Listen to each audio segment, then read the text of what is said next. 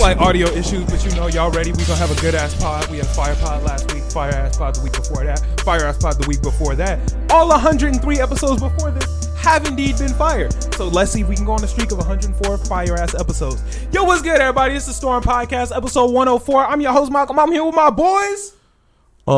C double boil in trouble.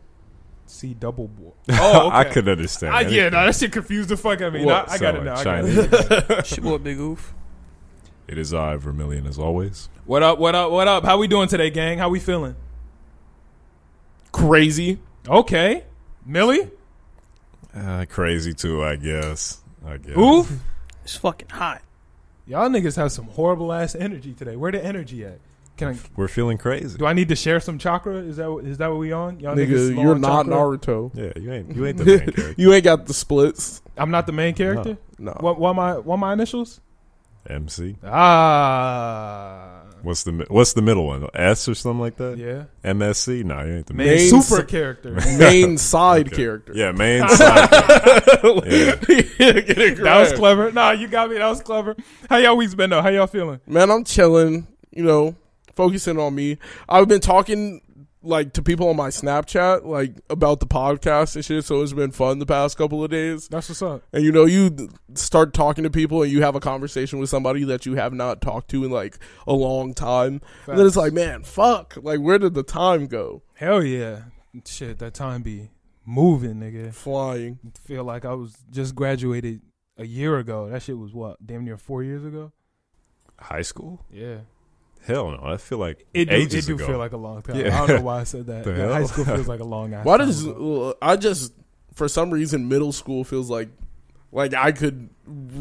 I relive all of them days all the time. I'll be like, fuck, man, that shit was hilarious. Trapped in the past. Nah, I loved middle school. Middle school was so much fun. And middle school was alright.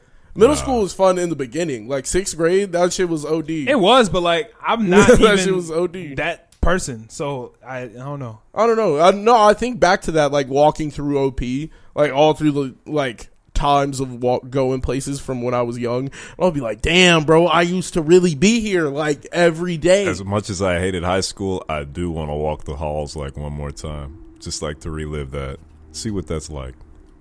I'm gonna go back once the podcast busted. I'm getting bread, everything lit. I'm gonna go back. I'm gonna do that tribute to excellence shit. Oh man, niggas gonna hate me. I've been thinking about that shit for years. Niggas gonna hate me when I pull up to that tribute to excellence. What is that? Y'all know that little assembly we used to have where niggas who were successful out of our school would come back and talk to us about their success and shit. At that point, nobody gives a fuck about you though. Exactly. Those aren't your people anymore. But I'm gonna come back and niggas gonna hate me. I'm gonna really pull up and be like, I'm gonna be honest. When I was here, I didn't do no work. No homework, didn't give a fuck about shit. My grades is terrible. If you know this isn't what you want to do, just don't. Focus on the shit that you actually love and actually do it. The teacher's gonna be sitting there like, hey, get him off the stage. Cut the mic. Yeah. Cut his mic. Cut the mic. I'm a loud nigga too. But still, follow your dreams. If this they're shit dragging me out of their areola, big ass. Don't touch me, nigga. Don't touch me, nigga. Start pointing right to the crowd. Drop out. Niggas are gonna hate me. I'm about to come back. Drop out, niggas. And I'm gonna hate on them. Follow your dreams. I'm gonna just keep it 100. A lot of niggas be lying. Maybe if you work hard and get good grades, you can get. I had terrible grades and I got here. So if you don't give a fuck about this shit, don't. But if you do give a fuck about it, go 100%. Get educated in whatever you want to do.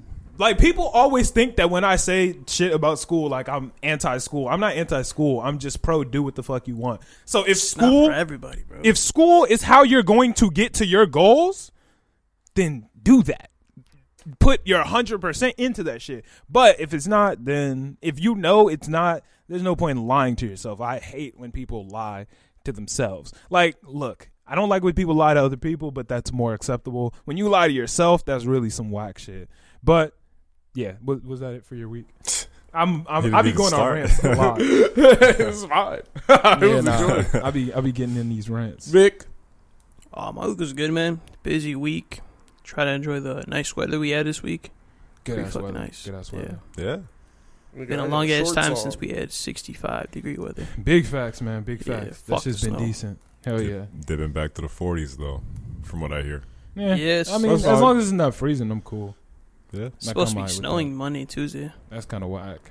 That's I some told- whack shit. Tony said it's Hate over. that It's shit. over. Yeah, that's some whack shit. If we get some It's snow, not it'll be a over. little salty, but Well, It the is what snow it will come is. back in May. yeah, You know the That's vibe. crazy. we'll have to just power through it. But it is what it is. Millie, what's up, bro?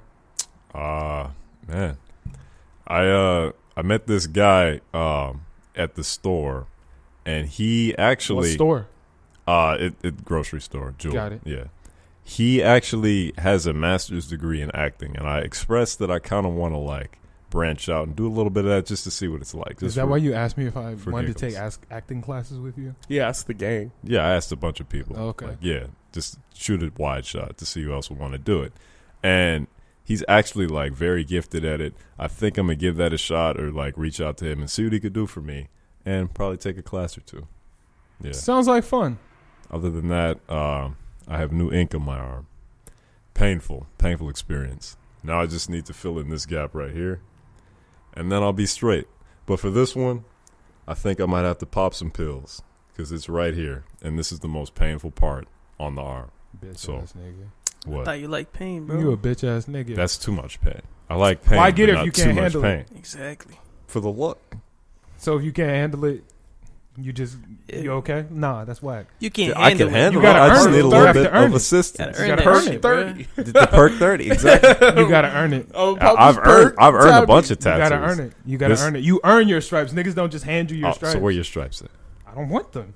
So you haven't earned them. That's what I'm hearing. If Exactly, You I He don't haven't want earned it. He hasn't earned his stripes. I don't want them. I don't want no What is tattoo. wrong Okay. with And it? but if I did, I promise you, I would power through it. So- and if I knew I couldn't power through it, guess what? Wouldn't get it. So if the president was going to give you the Medal of Honor, you just wouldn't take it? If to get the Medal of Honor, I had to do some shit. Yeah, This is You the do Medal what of you have Honor. to do. Yeah, this is a symbol of your past, your history, or whatever you want it and to you be, gotta power through to get to it. which I have. You can't just cheat it. Now it's time You to cheat. skip to the next level. No, nigga, you gotta play through the fucking level. Yeah, you don't just skip to the boss. Trust me, I played through the Yeah. levels. Sometimes when you get the best loot, You don't just skip to the boss. You still have to fight through it. It's easier to fight through it. You gotta skip through run it. straight to the boss and scrape that nigga. Yeah. You still gotta run there. Yeah. Yeah, you're running there. You just need a little bit of speed with that Adderall, that perk 30. You're good to go. Look at this cheating ass niggas. But it is what it is, man. Yeah. My week was chill. I didn't do nothing special. Enjoying the good ass weather. I had to go to work in the good weather, which kind of killed my vibe a little bit. They was on bullshit with work with me this week, man. They was on bullshit with me. Y'all know how I be calling off and shit because I don't fuck with work. Yeah. Y'all be in my TikTok lives. I be talking about the shit. Them niggas pulled me into the office and put me on like basically like a warning type shit. I got put in the CCA. I'm calling racism. I'm gonna do it. I'm doing it. Don't do that. I'm doing it. No, I'm calling racism. you're going to fuck it up for everybody else. I'm calling racism. Explain. Look, I call off a fuck ton, bro. A lot. Yeah. He I does- mean a he lot, does nigga. lot. I call off a lot because I don't fuck with that shit. However, there is another nigga at work that calls off more than me. That's my mans. Shout out to him. He listened to the pod. You the GOAT. You know who you are, bro. Put him on blast. Put them on blast for the one time. Come on. Nah, because Come on. if I go down for calling racism, Come I'm not on. trying to take nobody down with me. So, You wanted them. yeah, to the ones that protect my friends, yeah. Whenever I call off, because I know he calls off more than me, I intentionally only call off less than him. Every time I call off, I shoot him a text first, see if he's at work. Like, I know how many times he's called off a week. So if he calls off 2 times that week, I'll only call off once. So that way my logic is, once he gets put on the CCA, I'll know time to tighten up. They just skipped right over him, went straight to me. He's called off way more times than me. Like, I've talked to him about it. He admits he's called off more times than me. My boss admitted he called off more times than me. And I still got put on that bitch. That's racist. I'm calling racism. So what is the CCA? Like, you can't do... Basically, if you get put on 3 of them, you get fired. Do you have 3? No, I only have 2. What'd you get the last one for? Same shit. Attendance, because if you Damn. call off for work, you get put on a CCA if you do a no call and no show. Like if you just pull up and don't tell anybody. You have 2 hours after your shift starts to call in. I was supposed to go to work at 4 a.m.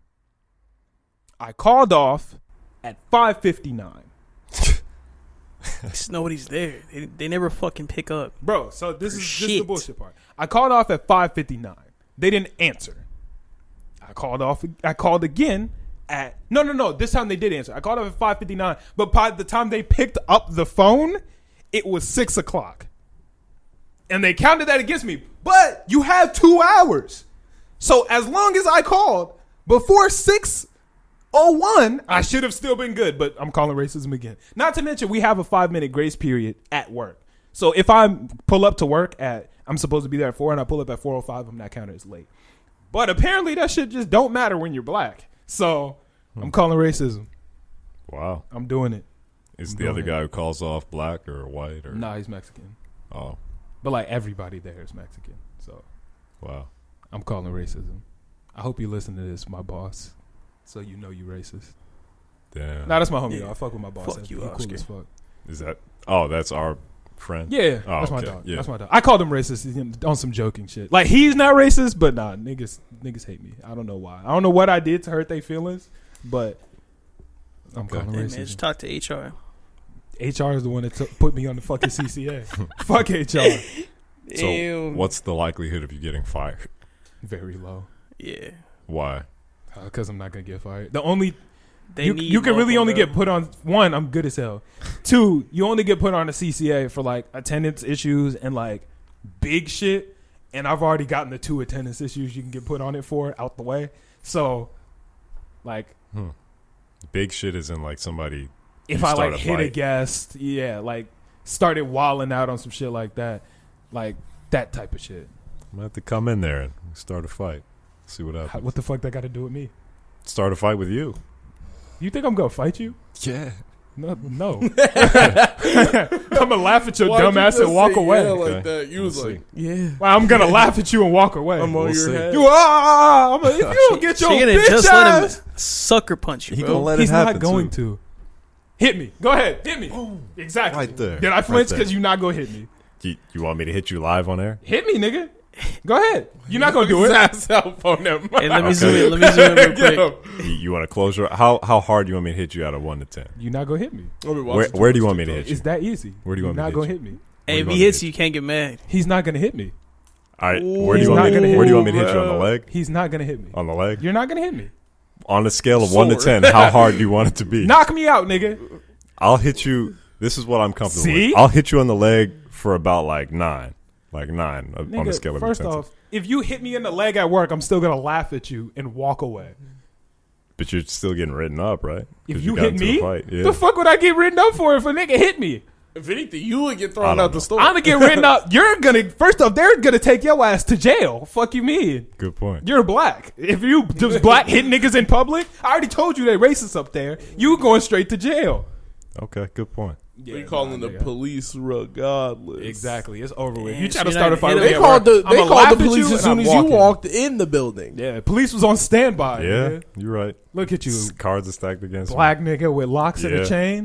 me. Yeah. It's over with for you. But yeah, no, that's pretty much the. Oh, don't tuck the chain now, nigga. Don't tuck your chain now. That's pretty much the synopsis of my week. Nothing special really happened aside from that bullshit. But yeah, no, I've just been cooling, living life. Everything's been pretty good. Working and getting bread. Not from like I'm getting bread from Target, but I'm getting bread on my own too, which is the important shit. But shout out to everybody who's been listening. Y'all have really been goated these last couple of weeks. Our stats are going up every single week. Y'all are interacting with us like crazy. Y'all are cool as fuck. Y'all been in the Discord, shooting DMs. A fan hit me up all the way from South Africa this week, which was fucking nuts to me, man. Yeah. Like, shit like that really makes the podcast worth it. Because as it stands, we don't make money off of the podcast. But what really makes it worth it is knowing that people really like it as much as they do. When people leave comments talk about, yo, y'all get me through my mornings. Man, y'all really help me through my work shifts, through my school day. Y'all make this shit doable. You feel me? Even the South African person was Damn, like, nigga. the restrictions have been, really tight over here. So you guys' podcast is giving me a little taste of what things are like. And, I get to laugh with y'all, have fun with y'all. That shit is really what matters to me. And I would say to all of us. That shit is fucking awesome, man. Yeah. Kind of. Oh, what? The fans don't matter to you? Only the vermin. Only the vermin. Someone DM'd me and was like, Vermilion's a cool guy. You see? That was the DM. It was it. They just said Vermilion's a cool guy. Those are the people I love.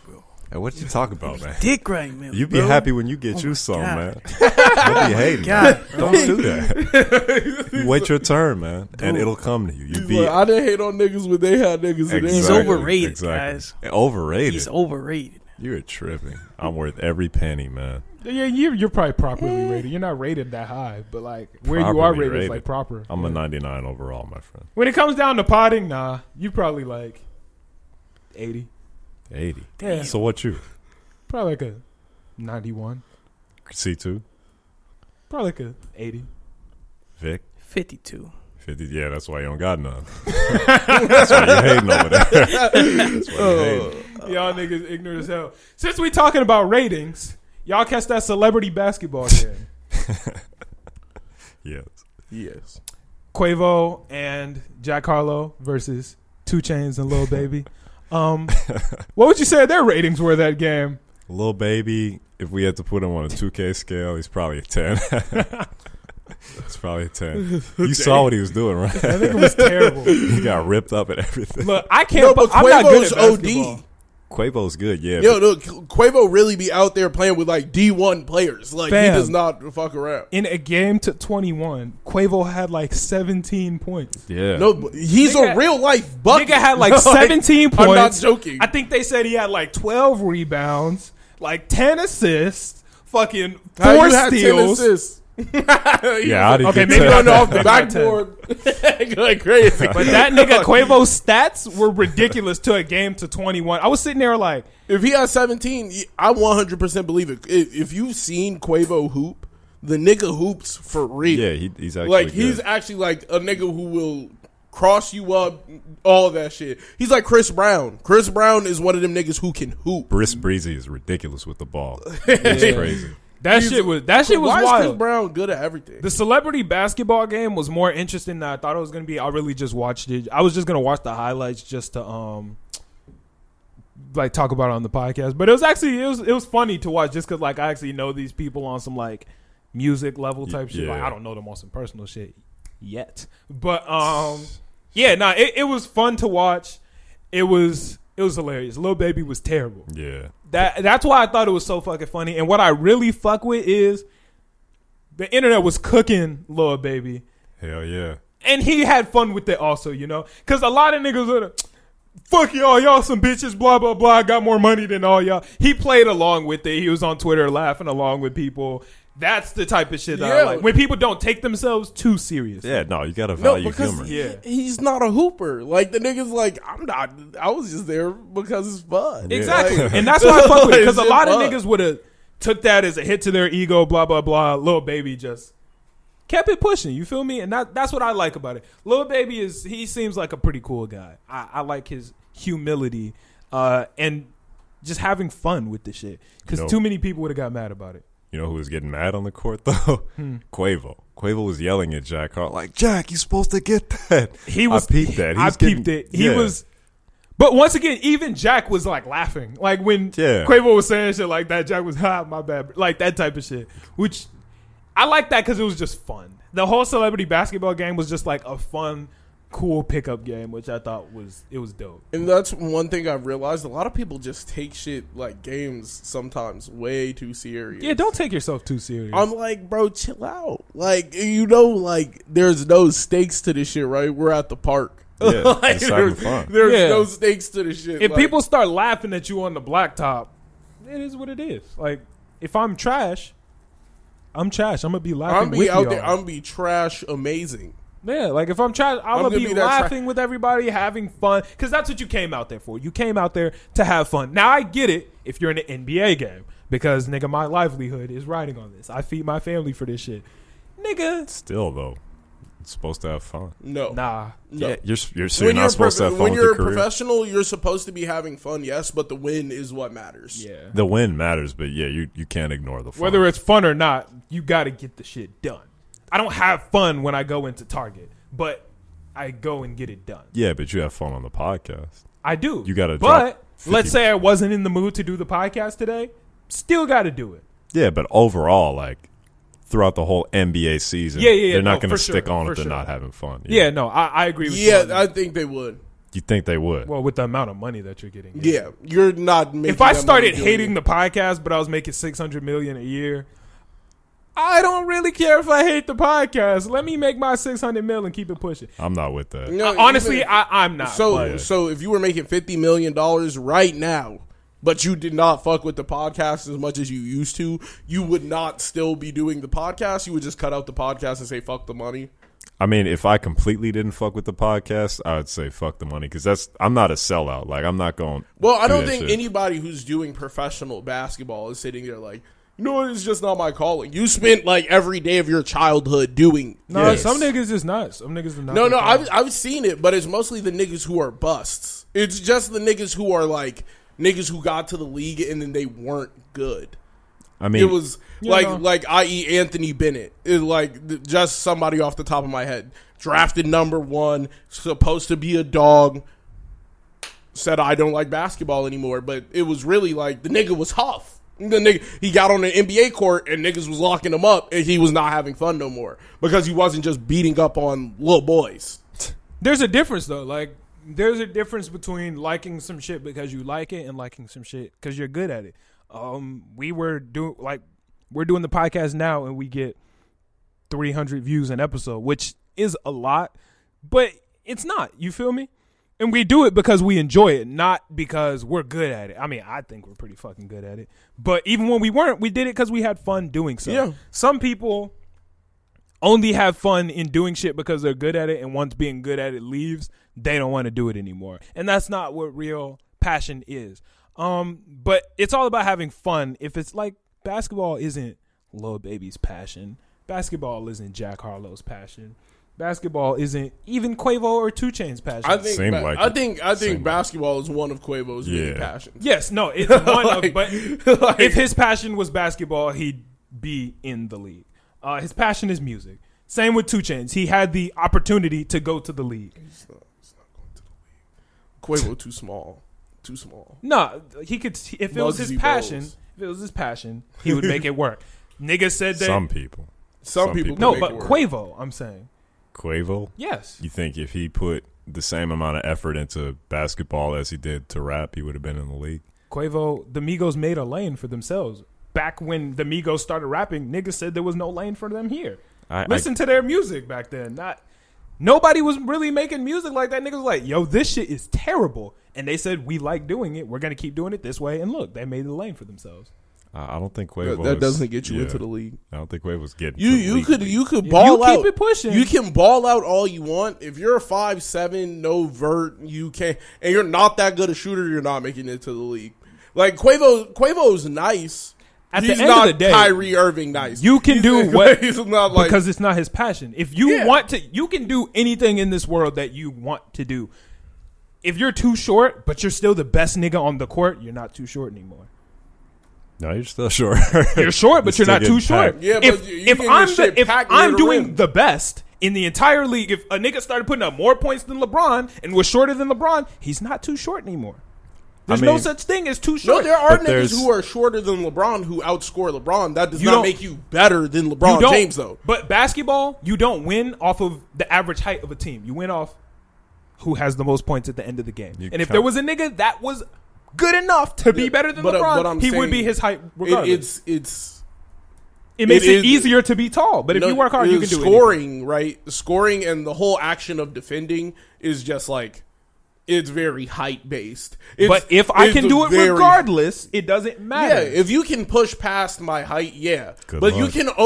you can only push past my height so much. Not true. You can only push past my height so much. That's not true. You can try and blow past me and all the other shit. Yeah, Muggsy Bogues is like an outlier, but he was an outlier during an era where height wasn't the forefront of a lot of niggas. The whole thing is we're playing positionless basketball now, so it's like the 5 spot does not really exist. It's not really a big nigga than a small nigga. It's who can hoop. Yeah. Exactly. It's so who if can niggas hoop, are better, niggas are better. Yeah, but I'm saying like a big nigga is going to just... They're going to have an easier time, Yeah, they're going to have an easier time defending. They're going to have an easier time... It's going to be easier, but if you do what you need to do, you can still do it, bro. You can't guard a big nigga. Yeah. What a 5'7" nigga gonna do to 7 foot AD? We haven't If seen he it can for a put his reason. hand We haven't up seen it till- before, but does that mean it's not possible?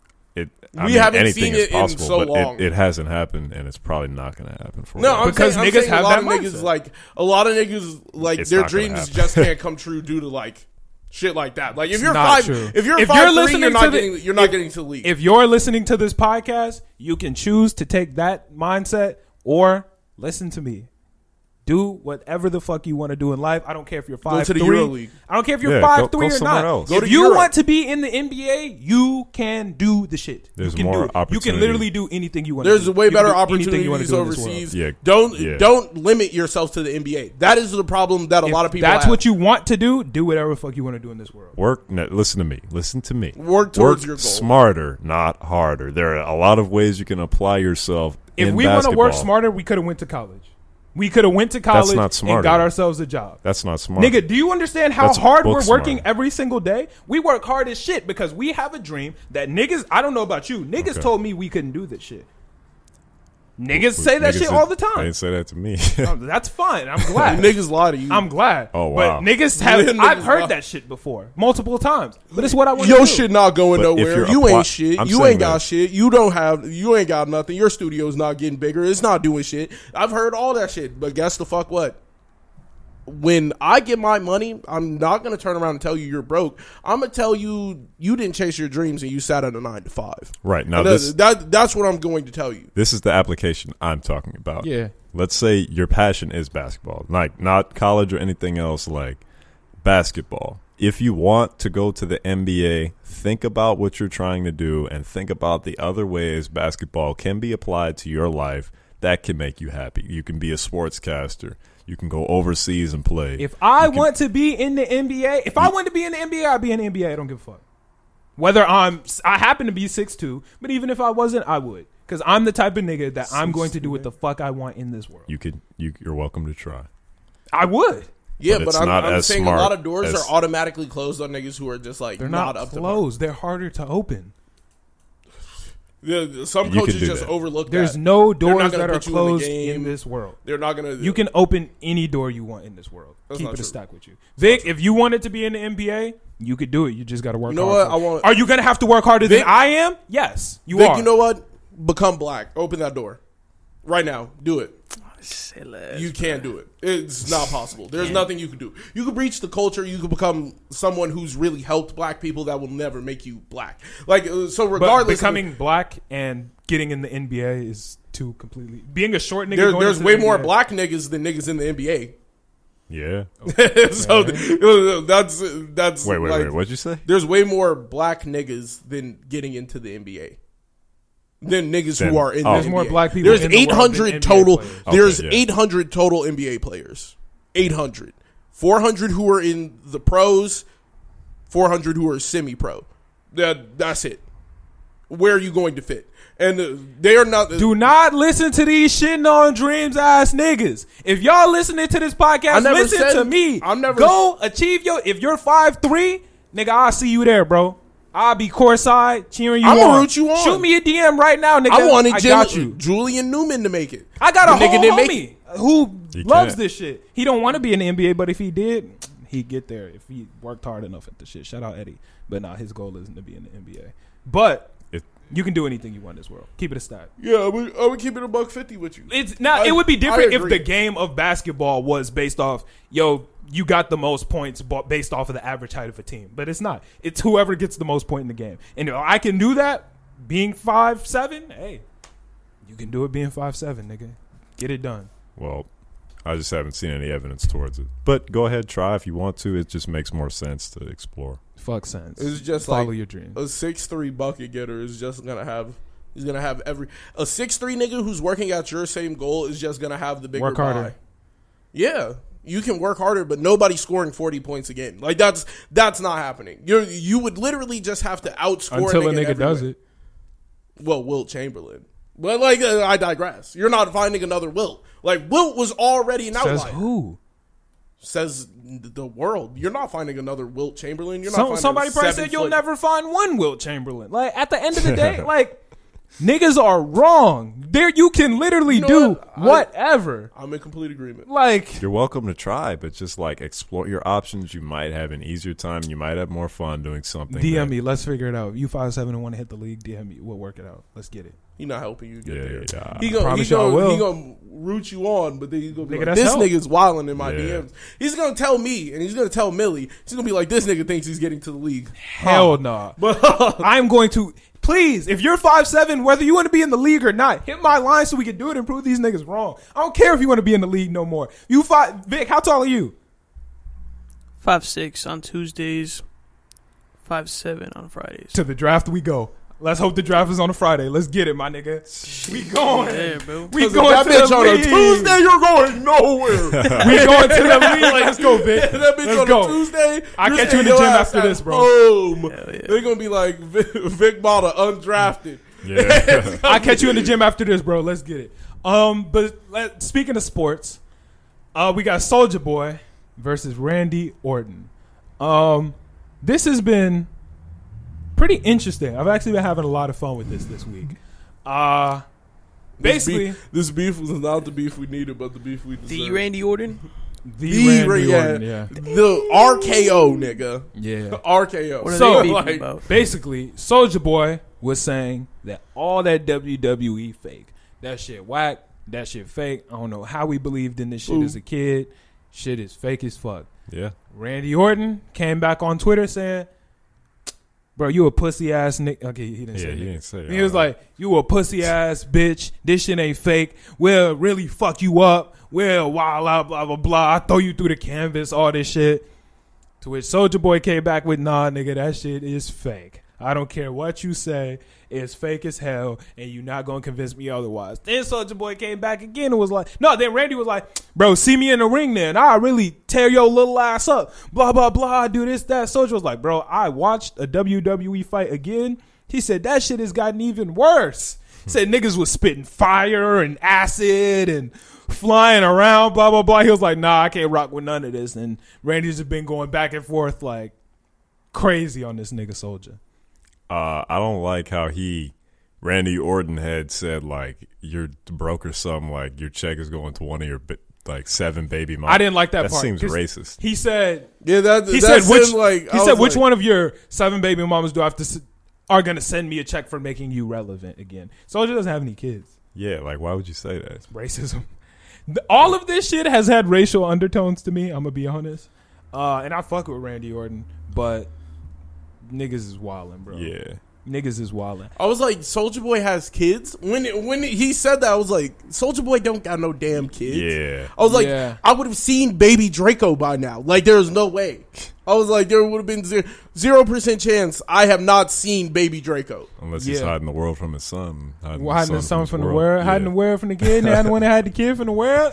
That nigga Soulja's hilarious, bro. Why was that his way of saying Drake? The one who was hiding, Drake? the one who was hiding the kid from the world from kid. I'm like, what the fuck? So Drake when I hide the world from the kid, but the kid when I hide from with Drake. I'll be Graham in the wheelchair. Drake? Nah, that nigga's I made Drake. that nigga's wildin'. But no, this whole thing is wild. I'm gonna He be stole my whole verse. Yeah. That I'm gonna be honest with you. terrible. To me personally, I know how Soulja Boy moves. I know how he does things. I know how business is run overall.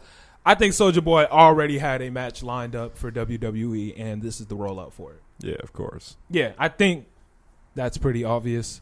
Soulja Boy baby definitely mamas. is going to be in the WWE, and this was their way of doing the shit. Yeah. Yeah, that's fine. Because it is fake, and Soulja knows it's fake. Randy knows it's fake. We all know it's fake. They be taking real damage though. Well, yeah, be you have to taking take a real little bit of damage, but like it's like a stunt man. The old ones, they was taking real damage. They was bleeding. Like what's his name? What the fuck is that guy's name? Andre the Giant. No, the one who got thrown off. It was thrown off the top cage. You talking about Edge? Big Show. No.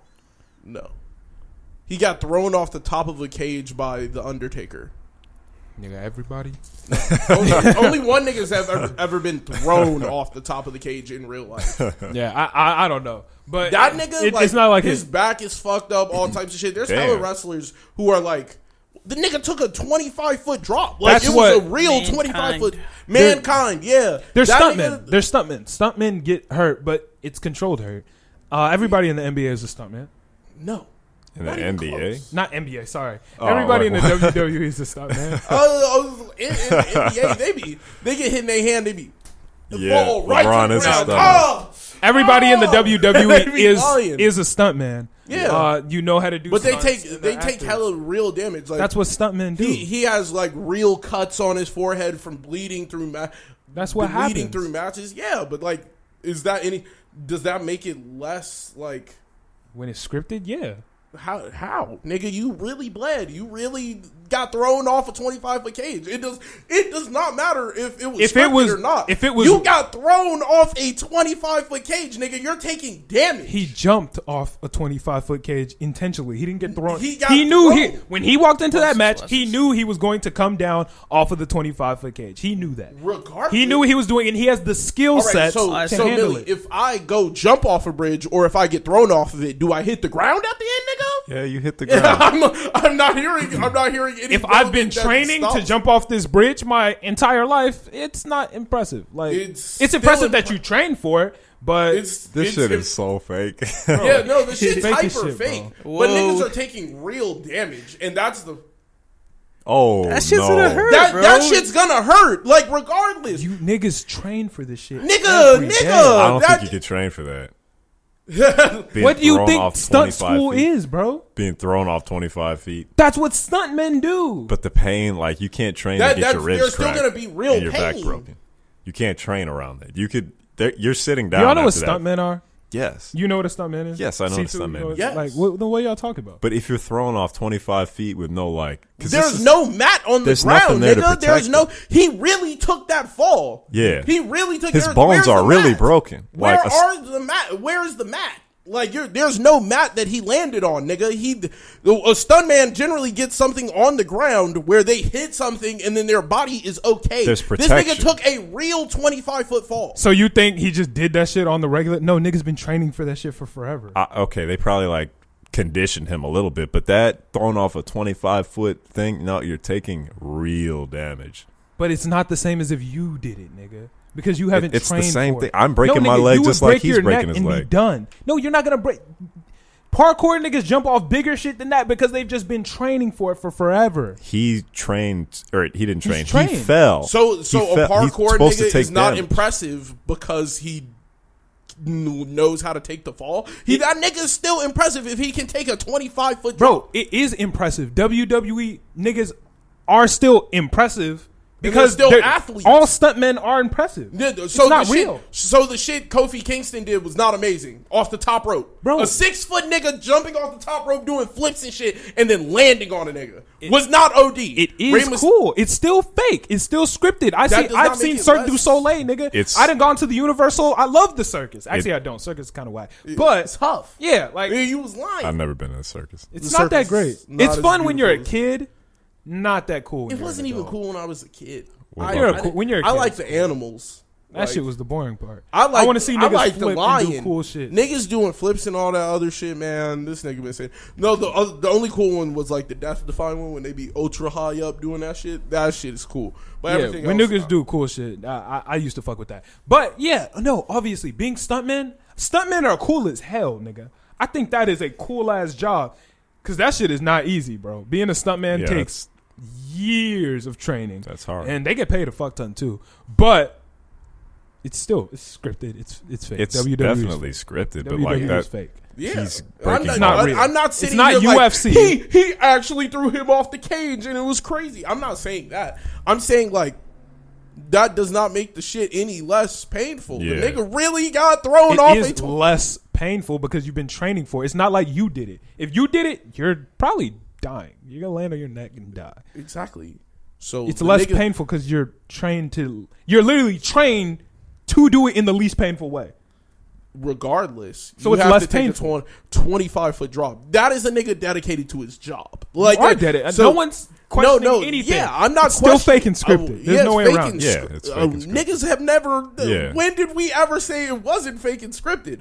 I said that does not make it any less impressive. I was like, the niggas still be doing real life feats, jumping off of ladders and kicking niggas in the face after jumping out of the ring type shit. That is crazy. Like, to even see that somebody would do some shit to that level, regardless if it's scripted or not. That nigga just jumped off a 20-foot ladder. No, most definitely. And this nigga's holding on to a briefcase, holding from a chain, and he's swinging his legs and shit. Niggas just trying to get a briefcase off this bitch. That shit is cool to me. Yeah. No, Like- yeah, look, Well, I don't blame anybody who likes the WWE. Like, it's definitely entertaining to watch. My cousin's husband actually is a professional wrestler. What's his name? Ray Black. Can we get a picture of Ray Black, please? Nah, we don't need to do that right now. Really? Yeah, I mean, I gave him a shout out. Shout out Ray. He the GOAT. He a cool ass nigga. Oh. But I don't even think that's him. Oh wait, no, that is him. Hey, shout out Ray. Wait, is that Ray? Yeah, that's Ray. Nigga, can you click the picture though? I think that bottom right one on the second, that looks like him. No, that's not him. That's Stevie Ray. No, not that one, nigga. I can't Maybe see we because this shouldn't have big did ass this. light is here. Is that Ray? No, that's not Ray. Go up. Just go back. He had a whole like wiki page. Yeah, that's him. What do you mean that's him? You don't even know what he looks like. I hate this nigga. I think that's not him. Wait, is that him? That's Ray not him. Mysterio. That's Ray Mysterio. All right, whatever. It doesn't matter. Well, I'll find him. I'll show y'all later. But shout out Ray. He cool as hell.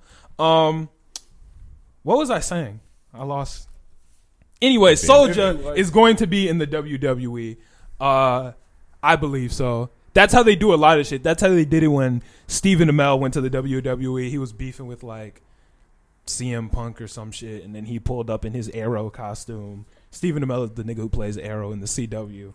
And he pulled up in his Arrow costume and, was beating that nigga's ass, like all that type of shit. This is how the WWE does things. So we'll see it. But, yeah. Let it go. I think Cardi B is supposed to pull up at some point. I know she How's signed that a deal, gonna I work? think. So I think that's going to be hilarious. Yeah. Her fighting with the females, with the women, will Yeah. be. Do they have women fight against men in the WWE? Sometimes, yeah. What's that? Not No? anymore. Not Something anymore. happened? They cut that shit full out. Oh, I They didn't cut know that that. shit full out. I know when I was watching it, it did happen. Oh. Yeah, back then they used to have like matches where it was like co-ed. They don't do that too much anymore. Damn. Oh, yeah. I don't know. I haven't watched WWE in probably like 5 to 7 years type shit. It's been a long ass time. I play the games. WWE is fun as fuck to play because that shit feels like more real. You feel me? Nah, I can't get with that. What, the games are gas? Yeah, you're The sleep. games are gas. Nah, after that guy stole my PlayStation and bought the game, I'm not going to do it. Yeah, didn't your PlayStation account get locked again? It's actually back. No, Oh, okay, good it's for you. back, yeah. Good for you. It'll probably be locked again next week. Or something. You need to make We'll wait on it. extravagant ass password. It's they locked it because of my other. It's not. Yeah, it's not important. Yeah. But let's go on to that new Chika album. I don't know if it was an album, was an EP. EP. It was an EP. Well, it was like 7 songs, 15 minutes. I think What it's 6. opinions? What we got? It was 6 songs, you said? Yeah. Okay, yeah, 6 songs, 15 minutes. I listened to it twice. What y'all think? Really? It was that good to you? It wasn't good. I just didn't. And then, I'm not saying it wasn't good. Yeah. No, it was good to me. I liked it. It wasn't good enough to like keep listening to. I just listened to it again because I didn't feel like she was rapping on that bitch, and I felt like I missed a lot of it. That type of shit you can't just listen to once, because Chika's lyrical. Yeah. Chika has great flow. So, question: Whoa. Is she bisexual? It sounded like it in was that Friends with Benefits? Was it? I think she is. She's due to what's its name, the Double XL freestyle. She was talking about like hooking up with girls. Yeah, because she was talking about a girl in the first, like, I think Cinderella story, then a guy in the Friends with Benefits one. Yeah. No, I thought she was talking about a girl in the Friends with Benefits one. Nah. No. Yeah, Chika identifies as bisexual. Yeah. But I thought this was pretty good. Chika is one of the best lyrical rappers like out right now, like new age, and that's man or woman. She can fucking rap. Chika can rap her ass off. She's just a good ass rapper. Yeah, no, Chika can rap her ass off.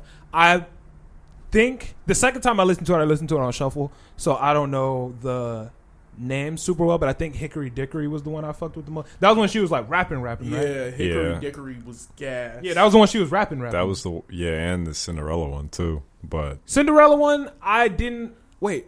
No, there were two Cinderellas. No, Fairy Tales was the slow one, correct? Yeah, it was slower. No. That's the faster I just one. it was a little bit slower. That's the Which one was the slow one? The last one. Save You. Okay. I think when I shuffled it, Save You played first. But Hickory Dickory, she was going stupid, nigga. Yeah, that was good. I'm definitely going to listen to this again when I actually have time to like fully like digest it. And I'm probably going to go through and like read the lyrics because she raps fast and she does. I feel like a lot of those bars went over my head because I got to listen to her the same way I listen to like Royce. Yeah, or Joyner Lucas. No, I don't. I don't listen to Joyner Lucas. You're an animal.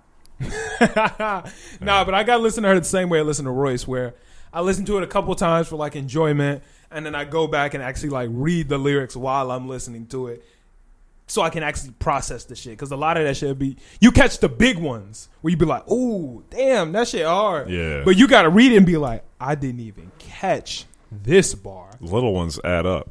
Hell yeah. Yeah. Like, I like rappers that can give me big, heavy, dope-ass punchlines, but rappers that can slide them like slick ones in there are hard too. Like, big-ass punchlines are rappers like Nicki, Wayne, Drake.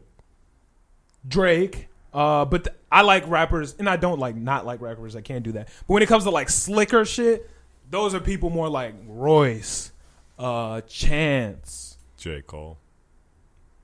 Jermaine. He's less punchliney though. He's less like simile and metaphor and more storytelling.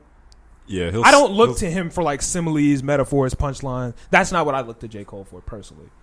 Kendrick is another one with like he can do both actually. Kendrick be giving you them big punchlines, but they also hit you with them little ass jabs that you're not gonna catch until your fourth, fifth listen type of shit. And Chika, if she stays on the level that she's at right now, I can easily see her making it to top 3 lyrical rappers of the next generation. Easily. Yeah. Okay. I thought you were gonna say. I feel like her version top 3 of overall. rap is like untainted. ever? No, I don't think she's gonna do all ever. What? I think her version of rap is like the untainted, it's just the ability to actually give you that fire. Like, exactly. That you're not rapping about guns, you're not rapping about drugs, you really spin your life on the beat. I don't like that. I like that. That's fine. Yeah. The thing about Chika is she just be spitting, bro. Rap, like lyrical rap, never goes out of style. And a lot of times the gimmicks and the image and all of that takes precedence. So it gives you a little bit more of a head start. But when you got that consistent ass, fire ass lyrical shit, you're always going to still be there and you're always going to catch up in the long run. I feel like Chika you're always going to run ahead of niggas. She has a little bit of a tougher start because she's not heavy on social media, flashing jewelry, doing all like the cool social media shit we see today. But when you're consistent in the music, that's never going to lead you astray. Yeah, but I don't think she'll ever be like a top 5 artist contender because she's subscribed to that style of music. But so is Kendrick. Kendrick is definitely considered top 5, and all he does is drop music. Kendrick is not a flashy rapper. And even still, when we started this, or last decade, Kendrick wasn't in the lead.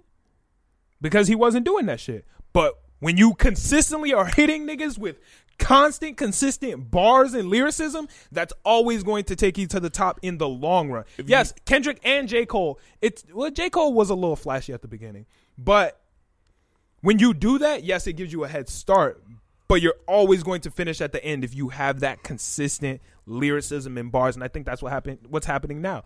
A lot of niggas in Chika's class are further ahead of her monetarily or even like socially because they do the internet shit, the flashiness, the this, the that, the $10,000 watch, $100,000 chain. Yeah, because that's cool. That's what gets attention. But if you get my attention and you don't have any way to keep my attention, then the one who has the bars is always going to end up on top. Exactly. When your music is the thing that speaks for you, you don't have to worry about it.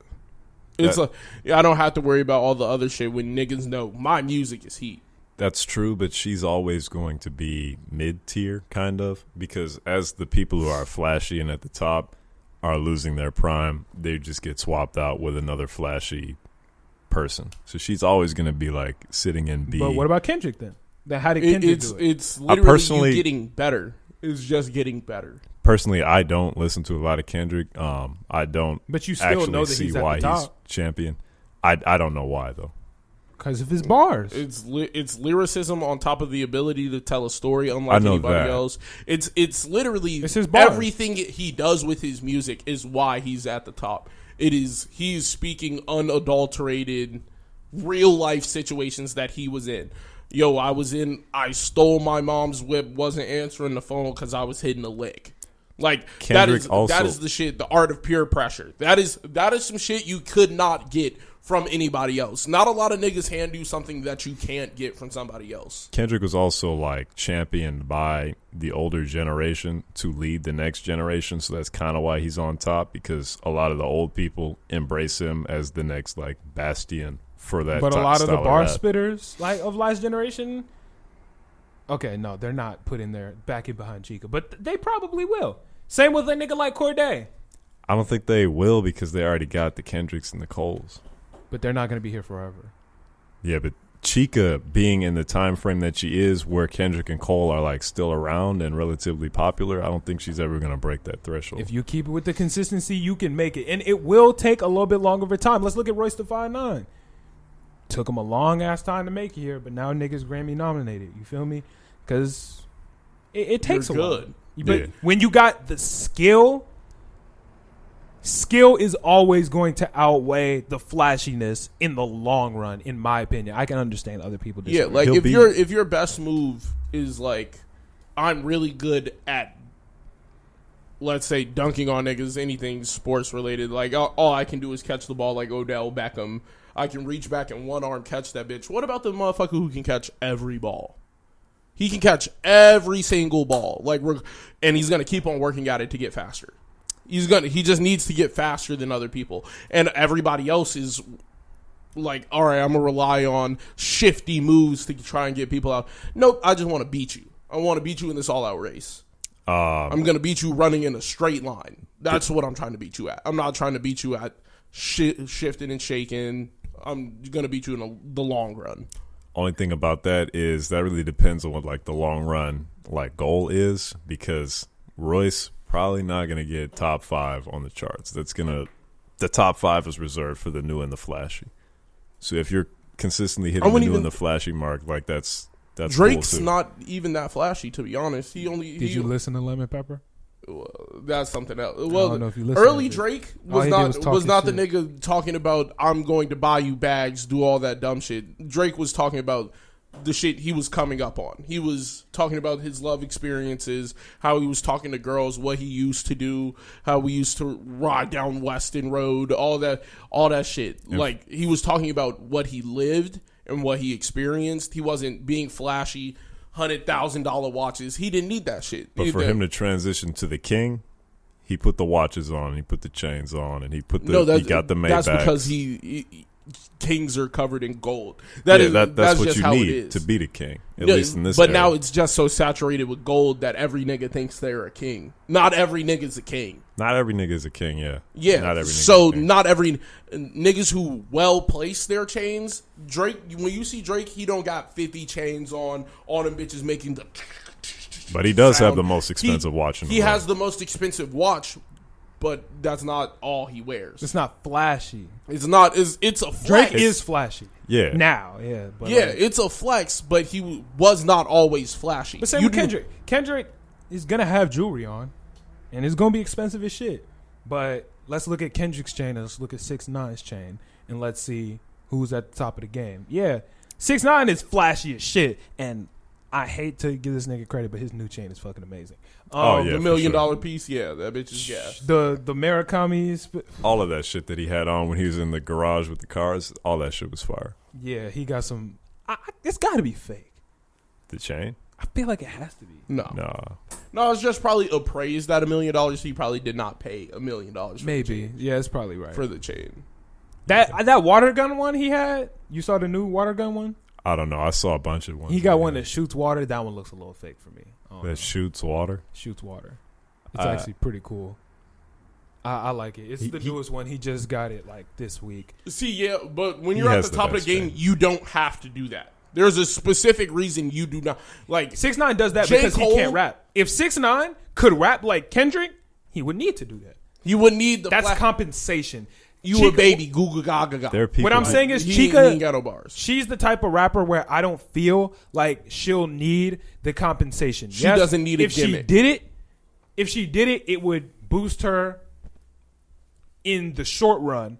But when people start to look at you for different things when you do that. Chika wants to be seen as a rapper.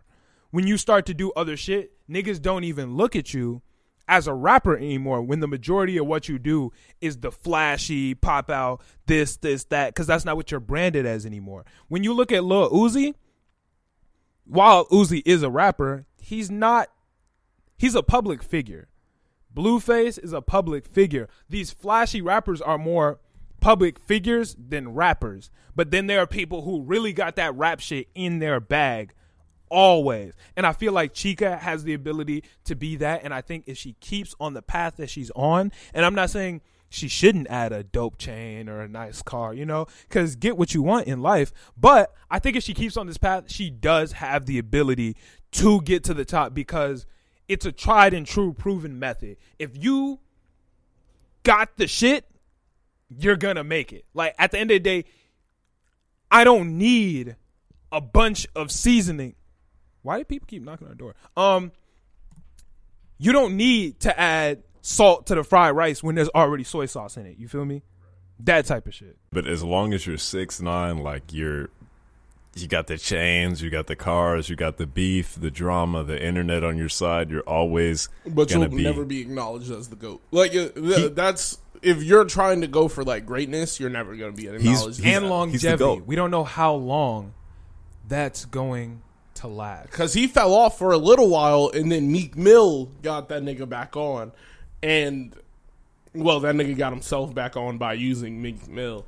But regardless of how that's done, like Polo G, you don't see that nigga stunting around fat ass chain, $100,000 watches. He don't got all that shit because the tried and true method works. Okay, well, I'm good at this shit. This shit will work for me. I don't need to buy all the watches and flex on you niggas because I really got the shit. Now check this out, and rap gods forgive me. Tekashi 6ix9ine, if you're talking about the greatest rappers or greatest artists, he is kind of in that conversation because of the bullshit that he's accumulated. See, hold on, wait. He's record breaking. What, he broke the Instagram live record. Wait, let him finish. Damn. I kind of want you to go now. But what else did he do? He, I think, got the most views in like 24 hours on his YouTube channel or whatever the case may be. And he went was that Drake who got platinum before they dropped or something like that? Yeah, I know what you're talking about. Yeah. 6ix9ine has some amazing accolades. However, those are accolades for right now. Nobody's beating that. It's not ever, though. We can't say that. Because the niggas who are at the top are always the ones that can rap. And we don't, because hip hop is still young, we aren't sure what longevity in hip hop looks like. But the niggas that we've seen in hip hop that have quote unquote longevity aren't the niggas that do the gimmicks. They're the niggas who can actually rap and hold their shit down. Niggas like Jay-Z. Jigga. Niggas like Snoop Dogg. Motherfuckers like that. People who only eat off of the gimmicks and the other shit, we're not going to remember their name that much. Let's look at Lil Pump. Lil Pump had his time, just like 6ix9ine is having right now. Granted, 6ix9ine is a lot better at it. 6ix9ine is really, He's as more much refined. as I hate to say it, 6ix9ine is really good at what he does. But we don't know what that longevity is going to look like, because that shit that the younger generation and, you know, the kids like, you feel me? Yeah. But kids grow up. So 1985 by J. Cole. 6ix9ine falls into that, where one day all of 6ix9ine's fans are going to grow up, and the new generation that comes next is going to look at him as just some old wash nigga.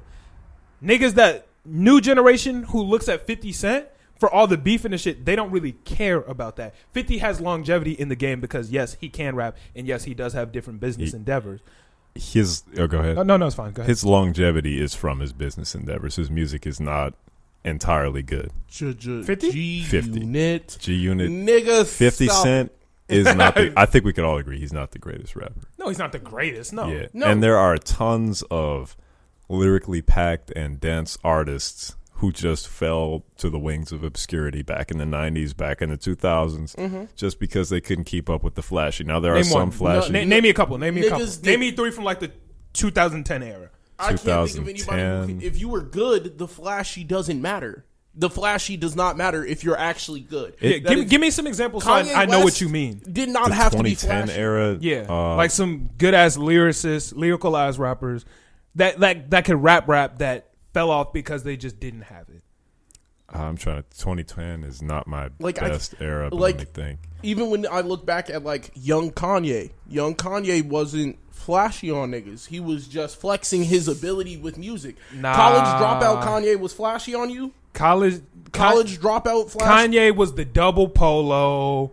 I'm just styling on niggas. Like, I dress better than you, yeah, but I don't need the $100,000. He was flashy Kanye in was his own the right. first quote unquote like real flashy ass rapper. Yeah. Hell no. Biggie Yeah. was way flashier than that nigga. No. Biggie? Biggie, yes. Biggie used to stunt on niggas with his money. Everybody used to stunt on niggas with their money. It is, when we're talking flashy, are we talking like Future flashy, or are we talking like 6ix9ine flashy? Kinda Future both. flashy is I have It's the mad same flashy. girls. It's the same flashy. I have mad girls. I have mad money. I don't need the chains and all the gimmicks. Dude, the Future doesn't really have a gimmick. He just makes music. Future's gimmick is the money. I don't I'm think trying to his. find some 2010 artists. I can't. Yeah, I let me can't know, let me know. think of any. Oh, I couldn't think of. I was looking at that. I can't think of Kanye West super flexing his money on you. Like, I can't think of anything he did where he was super flexing his money besides I have polos and backpacks. Like, but that's all stuff a normal nigga can afford. But that's not just the rap. Like, flashy. Kanye was also incredible with the music. Arguably the best to ever do it. However, he was one of the first rappers to really capitalize on image. He was one of the main rappers to capitalize on image. Yeah, but Probably one of the first. I feel like longevity doesn't really have to do with your image as much. But as that's what I'm your- saying. Kanye has the ability to do both. Can you turn that light back on quickly? So I'm looking here. People like The Game fell off. T.I. is relevant because he's flashy. He's another one.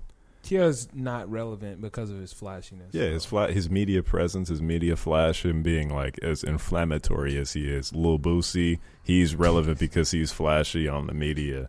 Who else? Soulja Boy, he fell off, but he's relevant because he's flashy in the media. He's also young Draco, and he invented it all. Nah, but at the same time, those Soulja. That's not okay. No. Soulja's No. all flash. I'm trying to combat that, but now you are hitting me with niggas that. You're right. We do have to see what longevity in hip hop looks like, and if these rappers are able to keep it up. I think your image plays a role. Definitely. I don't think your image can save you though. Your image can't be the thing that holds you above water.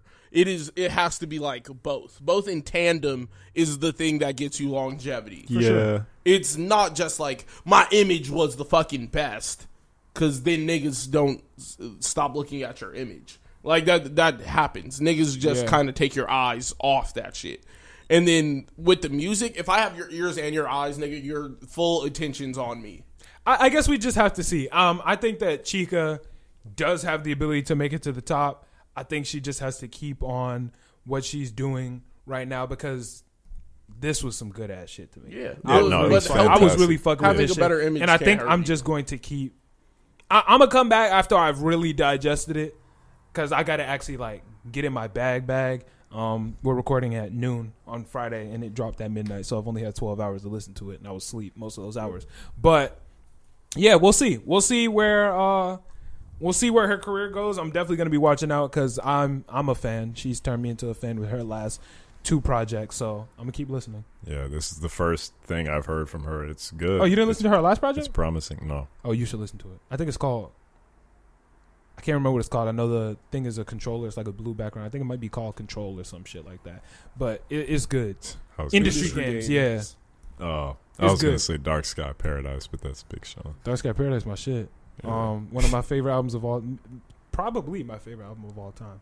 Really? Yeah, that shit is fire.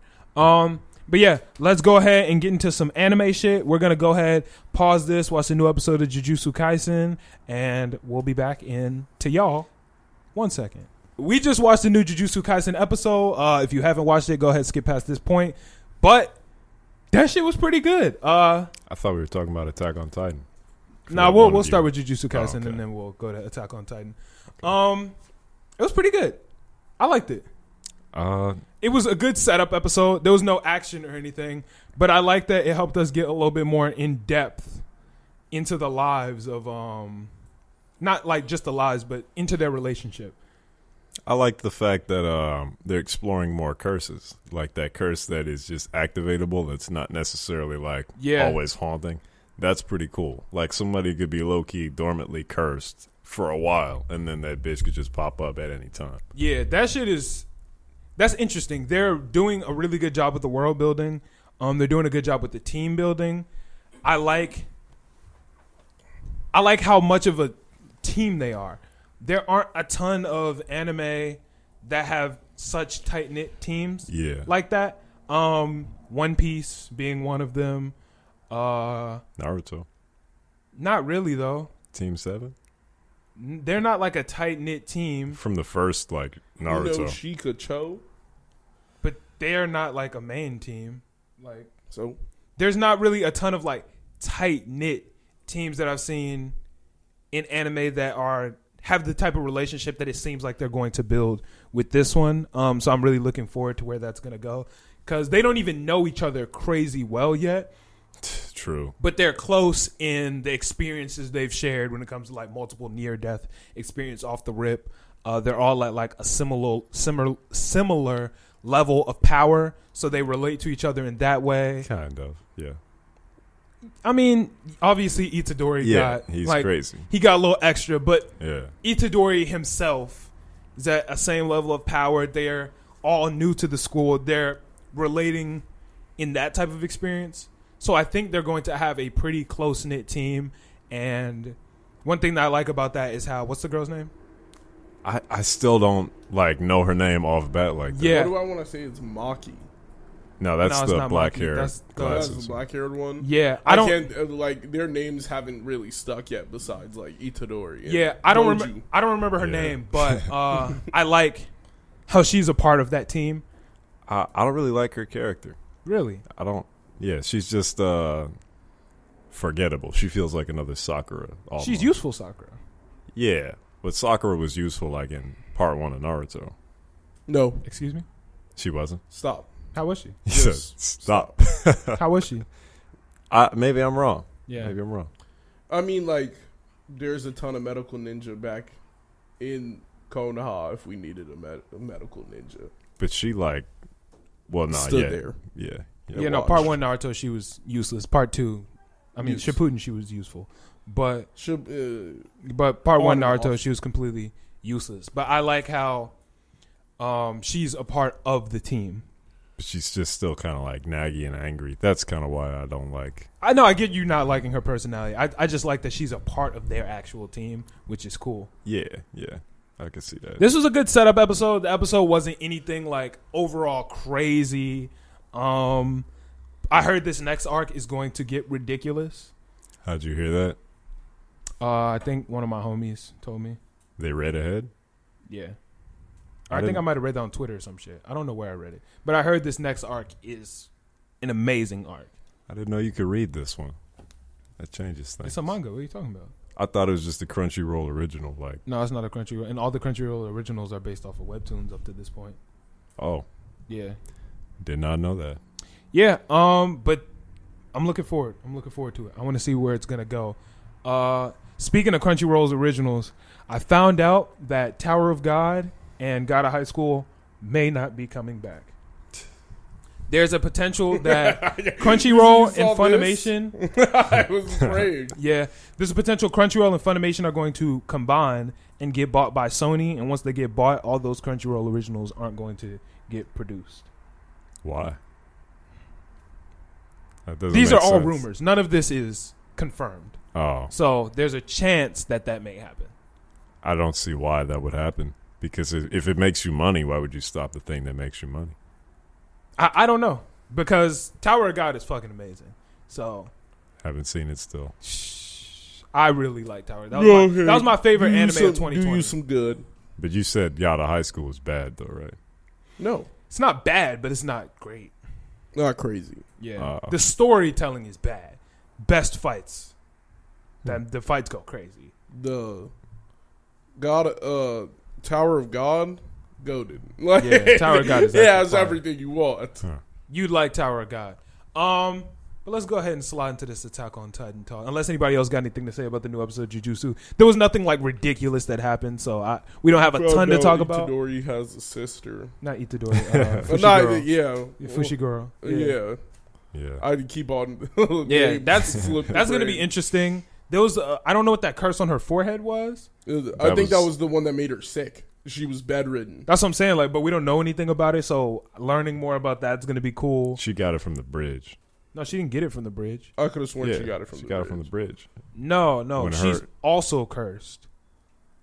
She's I think she has two curses currently: the bridge curse and the curse that has her bedridden.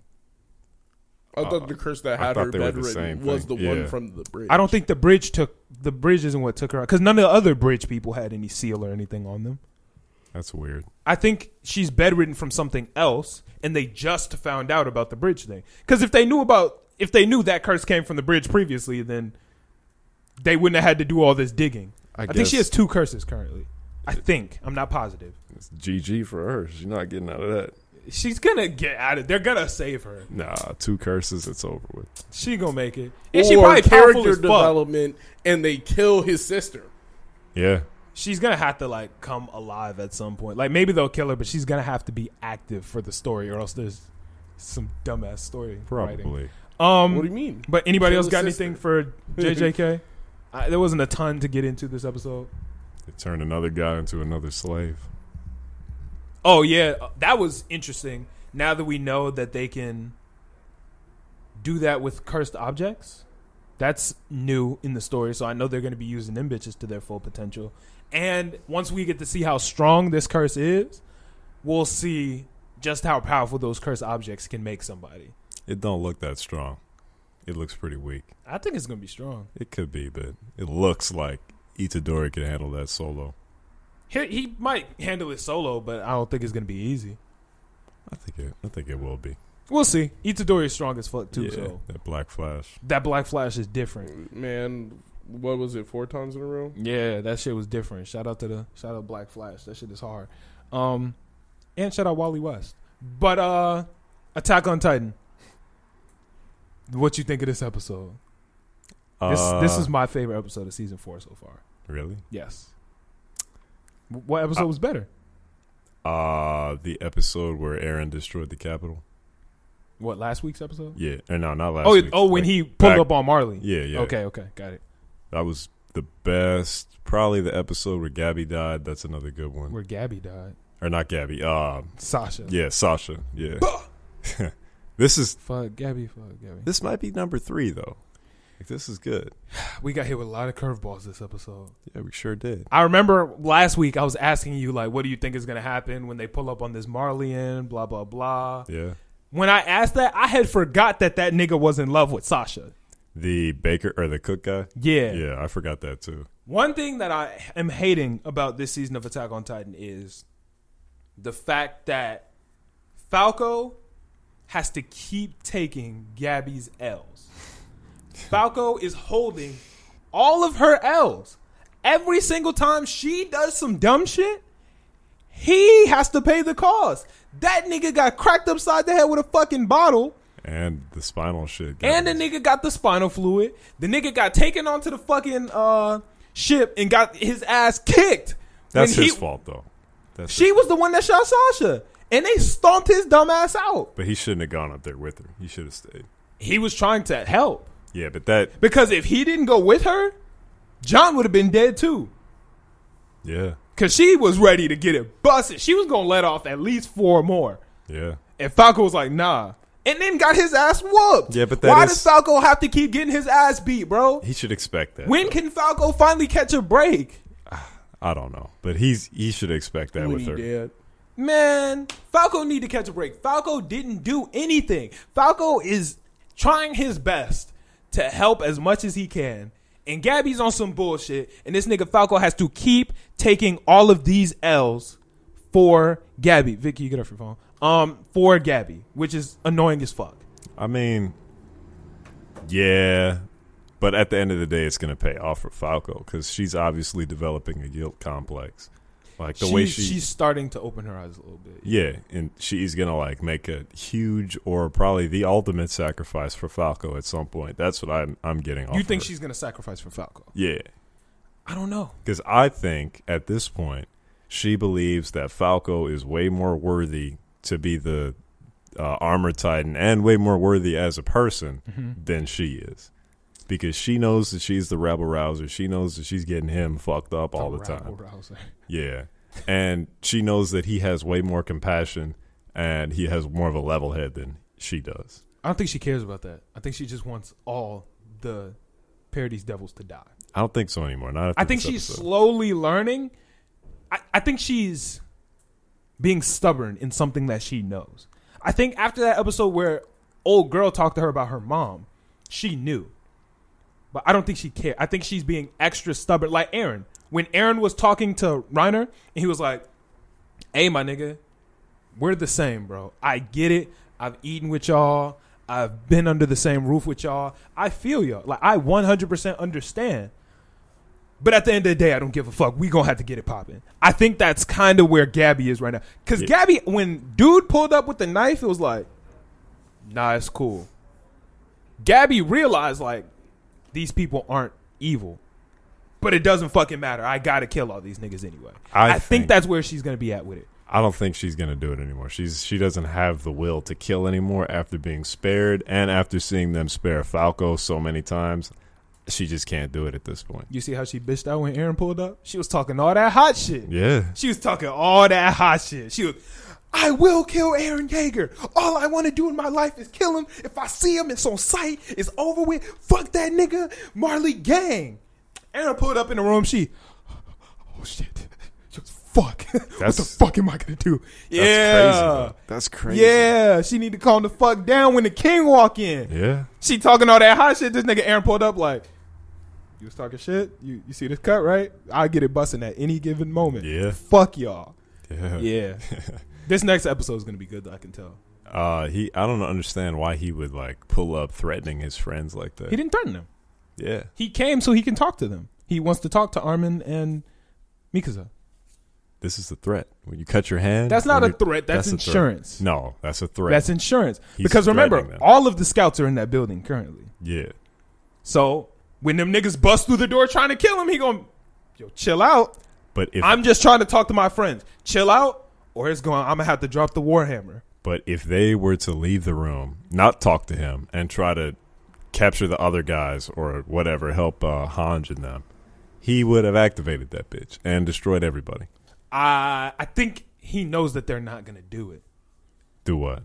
Attack him. No, they're not going to attack him, but they're going to go and help the other people who are being held captive by the traders, the scout traders. The Jaegers. Yeah, the Jaegers, yeah. I don't think he's doing it as a threat. Because when he was talking to them, he said, I just want to talk to you guys. And there was a softness in the way he did it.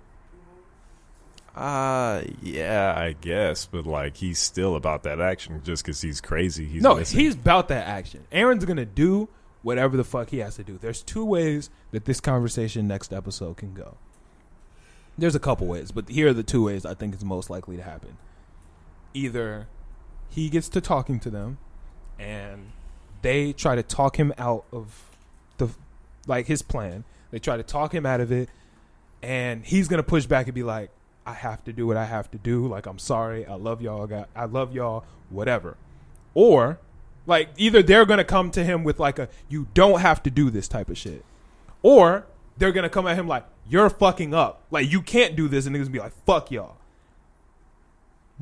I think the first one is a little bit more probable. I think the first one, too. Yeah. I think Aaron is on a path that he has no control over anymore. He started on the path and he can't turn back. He could definitely turn back. He just no. He can turn back, but in his mind, he can't. Like, no matter whether he wants to or not, he has a goal. I think that's the way that the situation is breaking down. Aaron has a goal that he has to reach. Yeah. And there's no turning back. So whether that means he has to do some fucked up shit that he doesn't, I don't think he wanted to kill the premier. I wouldn't really put that on him. I'm sure this was part of his plan. I don't think he wanted to kill the premier. I don't think he wants to go up against his friends. I don't think he wants to do any of this, but he feels that this is literally the only option for him. Maybe. Because a lot of his judgment is clouded. It is. Why would he allow those people to put the spinal fluid in the wine bottles and serve it around to all the commanding officials? We don't know. He's definitely like not functioning like a proper human being should. He's missing a few cards in the deck. That's why I feel like he would destroy his friends on a whim if he wanted to. The thing about Aaron is he's a couple steps ahead. I think he's a couple steps behind. Everything that he's done up until this point has been damn near perfect. Like, he hasn't fumbled yet, aside from Sasha getting shot.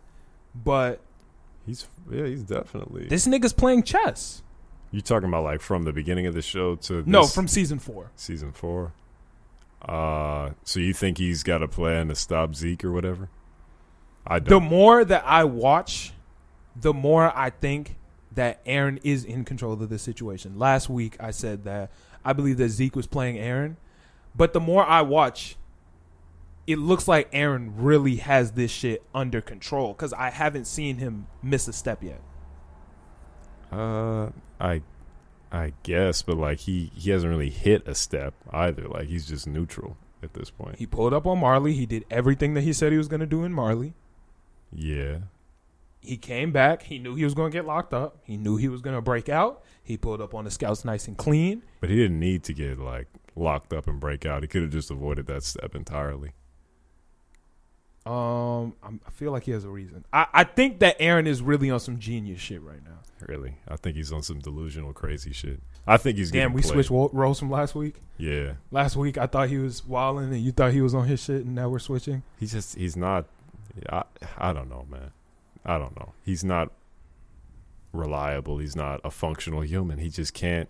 He's a war machine at this point. He's a war hammer in his own right. Like, he's not to be trusted just as much as Zeke is not to be trusted. Aaron is the enemy.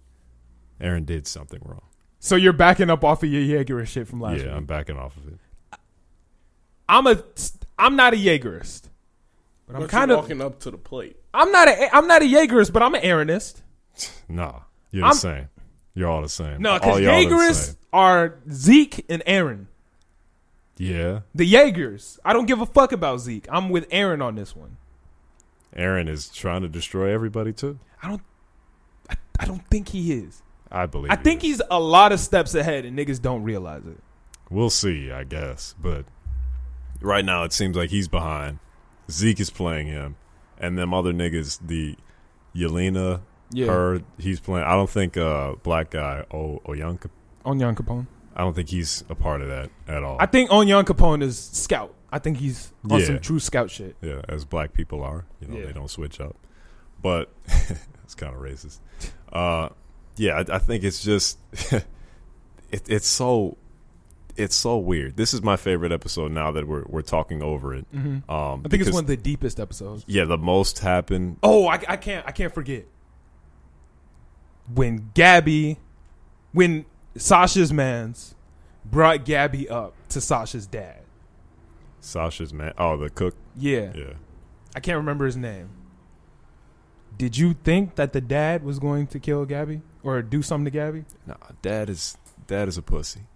Dad is a pushover. So you didn't think he was going to do it? He wasn't going to do it. I didn't either. Yeah. I knew he was going to spit some shit like, it is what, like, I don't harbor any hate or anything. But the curveball was when Shorty came around the table. I'll kill you. I was sitting at the computer like, oh my God. Because I didn't see that coming at all. And that had to happen. That had to happen for Gabby to realize that her actions like have consequences. Even though there's some people who accept you as you are, like you did do some sin, like some bad sin. You're going to pay for that. Or people are going to at least try to make you pay for that.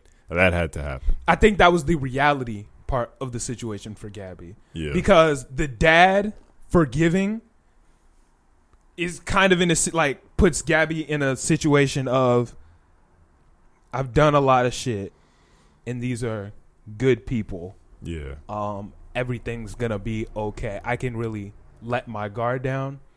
And then I think the daughter pulling up like, yo, I'm gonna fucking kill you for the shit you did, was kind of like, yo, I have done a lot of bad shit and I don't know if I'll ever be accepted for those bad things that I have done in the past. I think that was like the reality check of the situation that Gabby still needed in the situation, because while you have done some bad shit and some people will forgive you, that shit was still fucking bad. Like you still got to remember that was some bad shit. Yeah.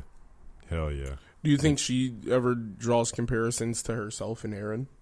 Who, Gabby? Yeah. Hell no. Gabby's not on that level yet. She doesn't know enough about Aaron. All she knows is Aaron pulled up and wrecked. Yeah, and killed her friends. Yeah, murdered her friends, took down her whole village. Wouldn't you make that realization walking up and seeing what you did to somebody else? Like, seeing like, oh shit, this motherfucker wants to kill me. I don't think she's self-aware enough for that yet. Falco is self-aware enough to realize that. I don't think Gabby has the self-awareness yet. She may get to that point by the end of the season. Yeah, probably. I feel like she'll get to there like next episode type shit. After She's too ignorant. After listening to what Aaron is about to say to Aaron's closest friends. That's actually, I still don't think so. I think it's going to be enough. And I think this attack is coming soon too. The attack? The Marley attack. Oh yeah, for sure. I think it might come this next episode. Because they have if not next episode, the episode after that. They have to speed it up now that the plan has been revealed. Yeah. So they got to attack like very soon. Yeah.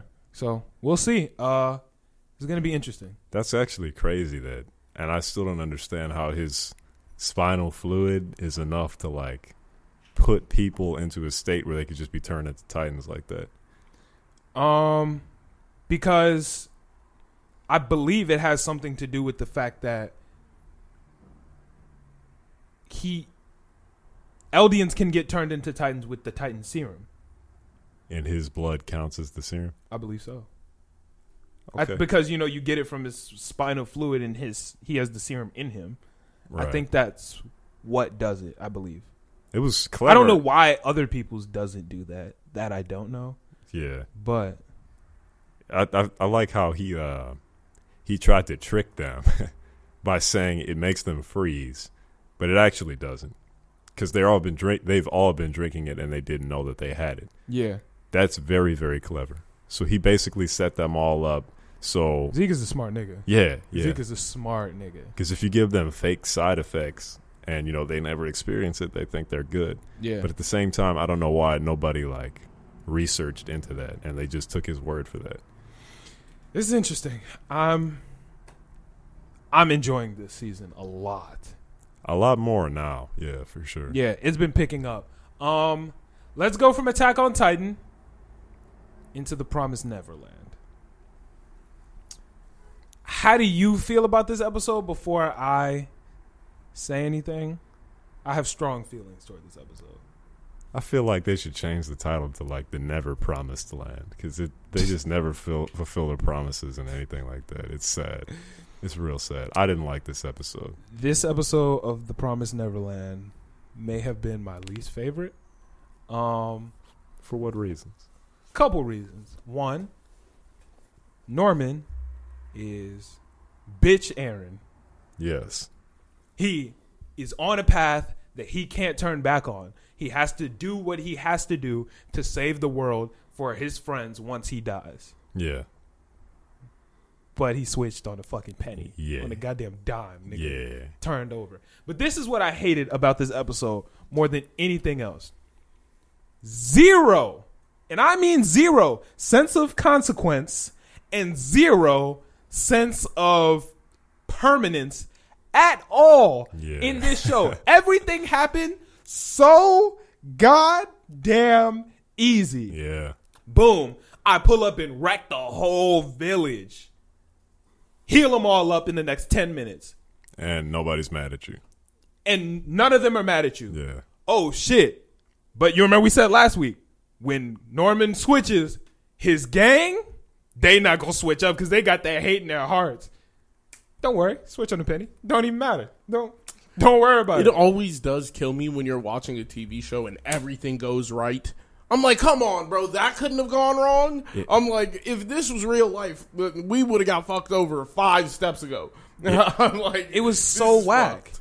I was at least expecting the girl to like go out fighting. The girl, or either dude with the mask or something. The guy with the bag on his head looks like he's a crazy, crazy killer. But just off of that, it was over with. Yeah. Norman said, "Hey, hold on. All right, we cool. Yo, we not going with. I know y'all dedicated y'all whole lives to this, but don't worry about it. I don't want to do it anymore. We don't. All right, cool. We don't want to either." They didn't even have to explain shit. Yeah. Like, you were mad about the Emma shit because Emma had switched their minds a couple episodes ago. Alpha Dime. At least Emma gave a goddamn explanation. Yeah. Norman didn't do shit. He said, "Hey, my bad, y'all. I wanted to do it, and I don't anymore." And they were like, "Okay. All right, we don't want to do it either. Cool. All right, cool with us." I'm like, the fuck is this? That was Not terrible. To mention, the old nigga just happened to have the piece of the pen with the cure to their illness, the plans to the fucking headquarters, shit. Yeah. Everything. It was poorly written. Bro, not poorly written. Did they write it? I don't know, honestly. I they probably like outsourced. They're just winging this season. It's kind of I found out that they are. The Promised Neverland, what we're watching is not what's happening in the manga. So, remember, couple episodes of the podcast ago, we came in here, we said, what would be awesome about The Promised Neverland would be if they had gone into that forest, had to struggle a little bit, were being chased, That's and had what to do doing. the chess and all that. That's what they did. That's what they did. Niggas are livid. Like, that's apparently what they did in the manga. What we're seeing is in the anime is they just skipped over all that shit. So why? Why did they choose to create a whole different story? No, because maybe they have a time limit. Maybe they only have a limited amount of seasons. Action, and I fucking hate that about anime. That is they might just have a limited amount of seasons. That's what I'm thinking. Sometimes they will directly skip over something because it's like, it's not important. It's like, but I want all the information. So why did Tokyo Ghoul do it? Why did they create that one season where it was time? Just random? They got too far ahead. Oh. That's what happens sometimes with TV.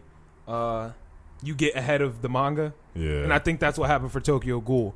But then they took a break for a couple of years and the manga was caught up and they said, let's get back in the manga. But I think but they jumped into the where you would be third. You would be third season, right? In Tokyo Ghoul from where they started.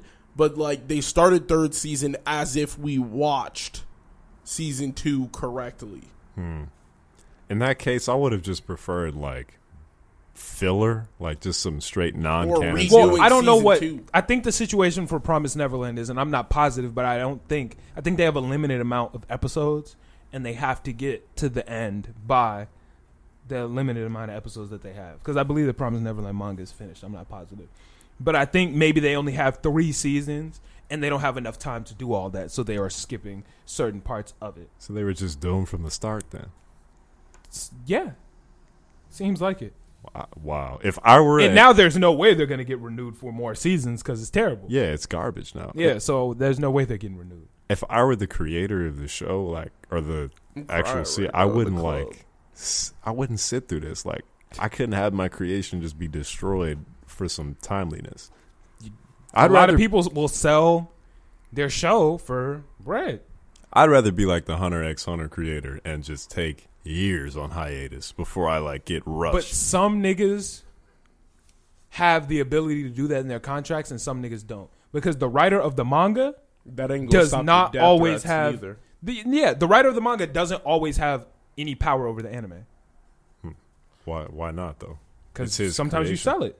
That's if you sell the rights to the visual art of the anime and you sell all of that shit, they can do whatever to the story. They can chop it up however they feel. Yeah, if I sell you the shit, I don't always have a seat at the table there. I couldn't let that happen to me. I couldn't do that. Yeah, you would have to ask for some. If it's enough bread for a trusted studio, might do it. Possibly. I just can't sit right knowing that there is a % chance that somebody could take my story and fuck it up this bad. The Promised Neverland is terrible. It's really bad. It's terrible. Yeah, I'm not having fun watching this. I almost don't want to watch the next episode, but I know that I have going to, yeah. but I don't want to. Me either. The show is bad. I wouldn't recommend Promised Neverland if you're not already watching it. If you are, power through it with us, but it's gonna be fucking tough. Run all the way, man. Yeah, it's gonna be tough. They also made I'm just so uninterested. I will be watching. I'm like, okay, yeah, sure. That's not interesting. Me as well. Yeah, me too. Especially when they made her. At this point, I'm watching Promised Neverland to come in here and hate on it. That I'm watching it from a different perspective. Yeah. I'm not watching it for, ooh, this is gonna be a good ass episode. I'm watching it like, this shit about to be trash. Let's see how trash can it get. It's a lot more. It's better watching it not from maybe they'll save it. If you just watch from how trash can they possibly go with this shit, it gets a little bit more fun. But the last episode was good though. Like that was a shining moment. It was they had the chance. Yeah. And then they said, fumbled it back. You said game winner. Yeah. Beat that shit right out this guy. Nah, we don't need it. Yeah, that shit wasn't it. You watch any more Dr. Stone? Or did you have something to say about Promised Neverland? Just a little bit more. They also made Isabel the grandma all of a sudden. What happened to other grandma? She just died? That shit is confusing because wasn't Isabella supposed to go find the kids? That's what I thought. I was confused when they said Grandma Isabella. I'm like, Yeah, and the other guy using drugs to make humans. That's actually very smart. It's smart, but it's less interesting. Yeah, it is less interesting. It's less interesting for storytelling purposes. Yeah. Dr. Stone? Dr. Stone. I made it to, I think, episode 9 or 10. That don't mean nothing. I need to know what's happening. Right now, I really like this part, actually, because they introduced a very valuable character, in my opinion. Chrome. No. Okay. He's cool, too. Okay. But the illusionist guy. Having an illusionist amongst, Asagiri Gen? Yes. Yeah, let's go. The kid. Having an mentalist? illusionist? Yes, that's crazy. Shout out to Asagiri Gen. Because you're technically just as powerful as the scientists to primitive people because you can just fool them. That's why he has so much power. And he's a rogue renegade type character where he just doesn't give a fuck about anything. I like him Gen is probably my favorite character. Really? If not Senku's my favorite. Let me chill out. But my favorite secondary character is Gen and then probably Chrome. Gen and Chrome are tied. Okay. It's the little melon head girl for me, the one with the glasses. All right, guys. We can all agree that's not a fucking watermelon, right? That's not a watermelon. That's not a fucking watermelon. Yeah, no. They keep calling it a watermelon. It's a melon. That bitch, there's no stripes, there's no nothing. She actually stood in a watermelon patch, and she just wasn't a watermelon. It didn't even look the same. It didn't look the same. And I'm like, I get it. It costs more to animate the lines and all that. But It's not a watermelon. Don't call it a watermelon. Yeah. Man. They could have put a cantaloupe on her head or something easier to draw. 3,000 years, so you don't know what a watermelon looks like. Nigga, we saw them. She was in a patch of watermelons, Yeah. and the rest of them were watermelons. Give them excuses. Nah, that shit was terrible. That shit was terrible. But the little girl's probably like one of my favorite characters out of that show because it's just like the charisma on top of the fact that like I'm not gonna give up for my friends. Yeah, she's cool. She's alright. cool. Gen Her- is the nigga. Careful so you don't spoil anything because he's not that far. Yeah, her. What's the last thing you saw? The ramen debacle thing. They're making a Chrome. generator. The ramen debacle? Well, it wasn't a debacle, but like they made ramen and then he was introduced. Oh, that ramen went And crazy then- though. Yeah, and then he threatened like, if I tell him that you're still alive, then that changes the whole course of your plans. Oh, again, yeah. Okay, cool. Yeah, and then he ate some. You saw him eat the ramen. Yeah. Yeah, he's like, that shit's nasty. Yeah. And then it's like, they ain't had shit better. It's like, so what can we do? Yeah, that's a good ass show. Go ahead and catch up, and we could talk a little bit more about it. One thing I don't like though is it actually has something to do with the little girl that you love so much. Paul, that sounds kind of weird. She has the ability to like smash her whole body into the watermelon for a very scientific show. I don't know how I feel about that. Yeah, no, she's just illogical, and that's what I love about it. It was like, amongst all this science, they're building. She could still put her whole body. Jumps inside a watermelon, get the rolling. Not even a watermelon. Jumps inside a damn tomato. Cantaloupe, yeah. Whatever the fuck that shit green is. tomato, like jumps right into that bitch And just be it rolling gets and rolling. bouncing And I'm and like, shit. yo, I'm fucking with it. That's interesting to me. That's very interesting. You learned anything yet? You about to go build yourself anything? Anything you want to make? That's one thing I really like. I'm always learning something from this show. I Yeah. don't remember any of it, but I'm always learning. If you like learning something from shows, and I don't know if you watched it either, Cells at Work, I've heard of that one. dude. Yeah. I turned it on just as some background noise. I think I was painting or something. And I ended up watching that shit and was like, I am learning so much. Yeah. Now, every time I get a cut or something, I be like, oh, okay. So, like, now they're about to pull up the coagulation factor, the blood, white cell, blood cells. Okay, yeah. Like, I actually be learning shit. Like, Yeah. damn, the memory T cell. Okay, and then that's going to activate this one. That's how the virus works. The corona. Like, I could. They talked about Corona? No, they talked about viruses though. I could cure corona. Look, I haven't watched season 2 yet, but I think after I watch season 2, we'll have the fizzer, what's the second one called? I don't know. It starts with an Yeah, whatever. And then the Malcolm. We gonna have Moderna. We gonna have the Pfizer, Moderna, and the Malcolm vaccines, nigga. Just let me watch season 2. I'm gonna watch season 2 and we'll be out here. Is season 2 out now? Or no? Yeah, it's coming out. I'm just gonna wait for the whole thing to Oh. finish. It's on Funimation. I have a pretty good show for you guys to watch. I think you would really like it. It's called Alien Worlds on Netflix, and it's just like the physics of life. I've seen And, that one. I've already seen that. Yeah. Yeah, that shit is so good. It's fantastic. Like, it really gives you the physics of life and how life can team anywhere. Interesting. Yeah. So it's How like long is it? they show shit on. It's 4 episodes, probably like An like hour an 45 episode. minutes, an Yeah. hour each. So it's pretty nice. It's like a nice docuseries on like life on Earth and like what it could be somewhere else. Interesting. So it was like it showed like small little fish living in like 144.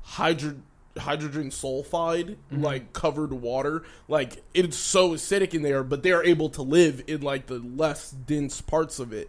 And then I was like, yo, throughout like in the next couple million years, they're gonna like be able to live in the completely like soaked water of it. They're Yeah. gonna be able to do that. And I was like explaining it, and I was like, yo, that shit is so cool to me. How life is so resilient that it does not make sense. And it's all backed by science. Like, science is king. I want to join the science club now. I want The to. Science Kingdom. Yeah, the science kingdom. Kingdom I want of to. Science. You gonna be one of them niggas. Wait until you get to season 2. Season 2 is busting. Fuck, I was gonna say something. Scientology is I'll whack. chill out on that. Yeah, no. Pay $1,000 just to. So, for those who don't know, for those who are listening and have never seen us, we're black. Really? Yeah, we're a black anime podcast. So, we get rather excited when we find out that there are new. We don't get a ton of representation in anime because we're black. So I'm kind of excited about this new series that's about to be coming out about this black samurai named Yasuke. I think it's coming out in 2022, if I'm correct. Yeah, a little bit of a wait, but I think it's going to be pretty fucking interesting. I think they have the ability to do it right. The animation looked clean on the small clips I saw. I haven't And seen. it's based off a real story. So And it's based off a real person. Hopefully they make it like fun and not like boring. super but serious. yeah, hopefully they make it fun based off the real story and not like telling like the real story. Because if I wanted to do that, I'd watch a documentary. I want to watch an anime. Like I want to see him do some ridiculously cool shit. Yeah, I hope they don't clone Afro Samurai too. Like, That's what I was wondering. It doesn't look like it though. It doesn't look like it. okay, Yeah, it does not. Afro look- Samurai was good though. Afro It does not. Samurai is a classic. Yeah, You have to watch Afro Samurai. Yeah, if you haven't watched Afro Samurai, check that one out. That one's definitely a hit. Hopefully they don't fumble it like they fumbled Cannon Busters. That was a fumble, but it was good for what it is, I guess. Cannon Busters. Yeah, it was kind of like a black Watanabe anime. Watanabe as in it felt like it was in the same world as Cowboy Bebop and Samurai Champloo. Oh, yeah. So by that film or direction, not direction. It that wasn't- creative studio. It wasn't by them, but it felt like it. Oh, like a spiritual successor. Yeah, and it was good for what it was, but it wasn't like crazy amazing. Yeah. Okay. Yeah. But it was alright for what it was. Samurai Champloo. The I main recommend dude drove a pink caddy that turned into a giant raging bull, which was pretty fucking cool. The main character was Philly the Kid. It's like all black characters, but it fumbled in a lot of ways. But it was alright. that. Was the story good? No. The characters? No. There's one dude I like though. That's all. That's enough to make me Yeah. never watch it. No, I'm not recommending it. Oh, okay. Yeah, no, I'm not recommending it. I was like, so what's good about it? No. I was like, I'm not recommending it. But if you just want to see some black people in anime, go ahead and watch it. I think I'll wait for Yasuke. Yeah, no, that's fine. But I'm excited for that. Y'all want to have our Kachan talk? Sure, actually. So this week, also we love answering questions from listeners and shit like that. This week we had a listener ask us how we feel about Katsuki Bakugo. They feel like he doesn't have any redeeming qualities. They don't fuck with him. And they wanted us to talk about it and have a little discussion about Bakugo. How are we feeling about Bakugo? I love that nigga. Okay. I love that nigga. I don't like Bakugo. I don't like him at all. Here's the thing. People who have listened to this podcast or know me personally know my favorite anime characters are the niggas that fucking sucked at first and later on become cool. So, while I'm not crazy about Bakugo, I'm starting to fuck with him. And I can see him being dope. Because he was a complete fucking asshole. He was super annoying. I could not stand him.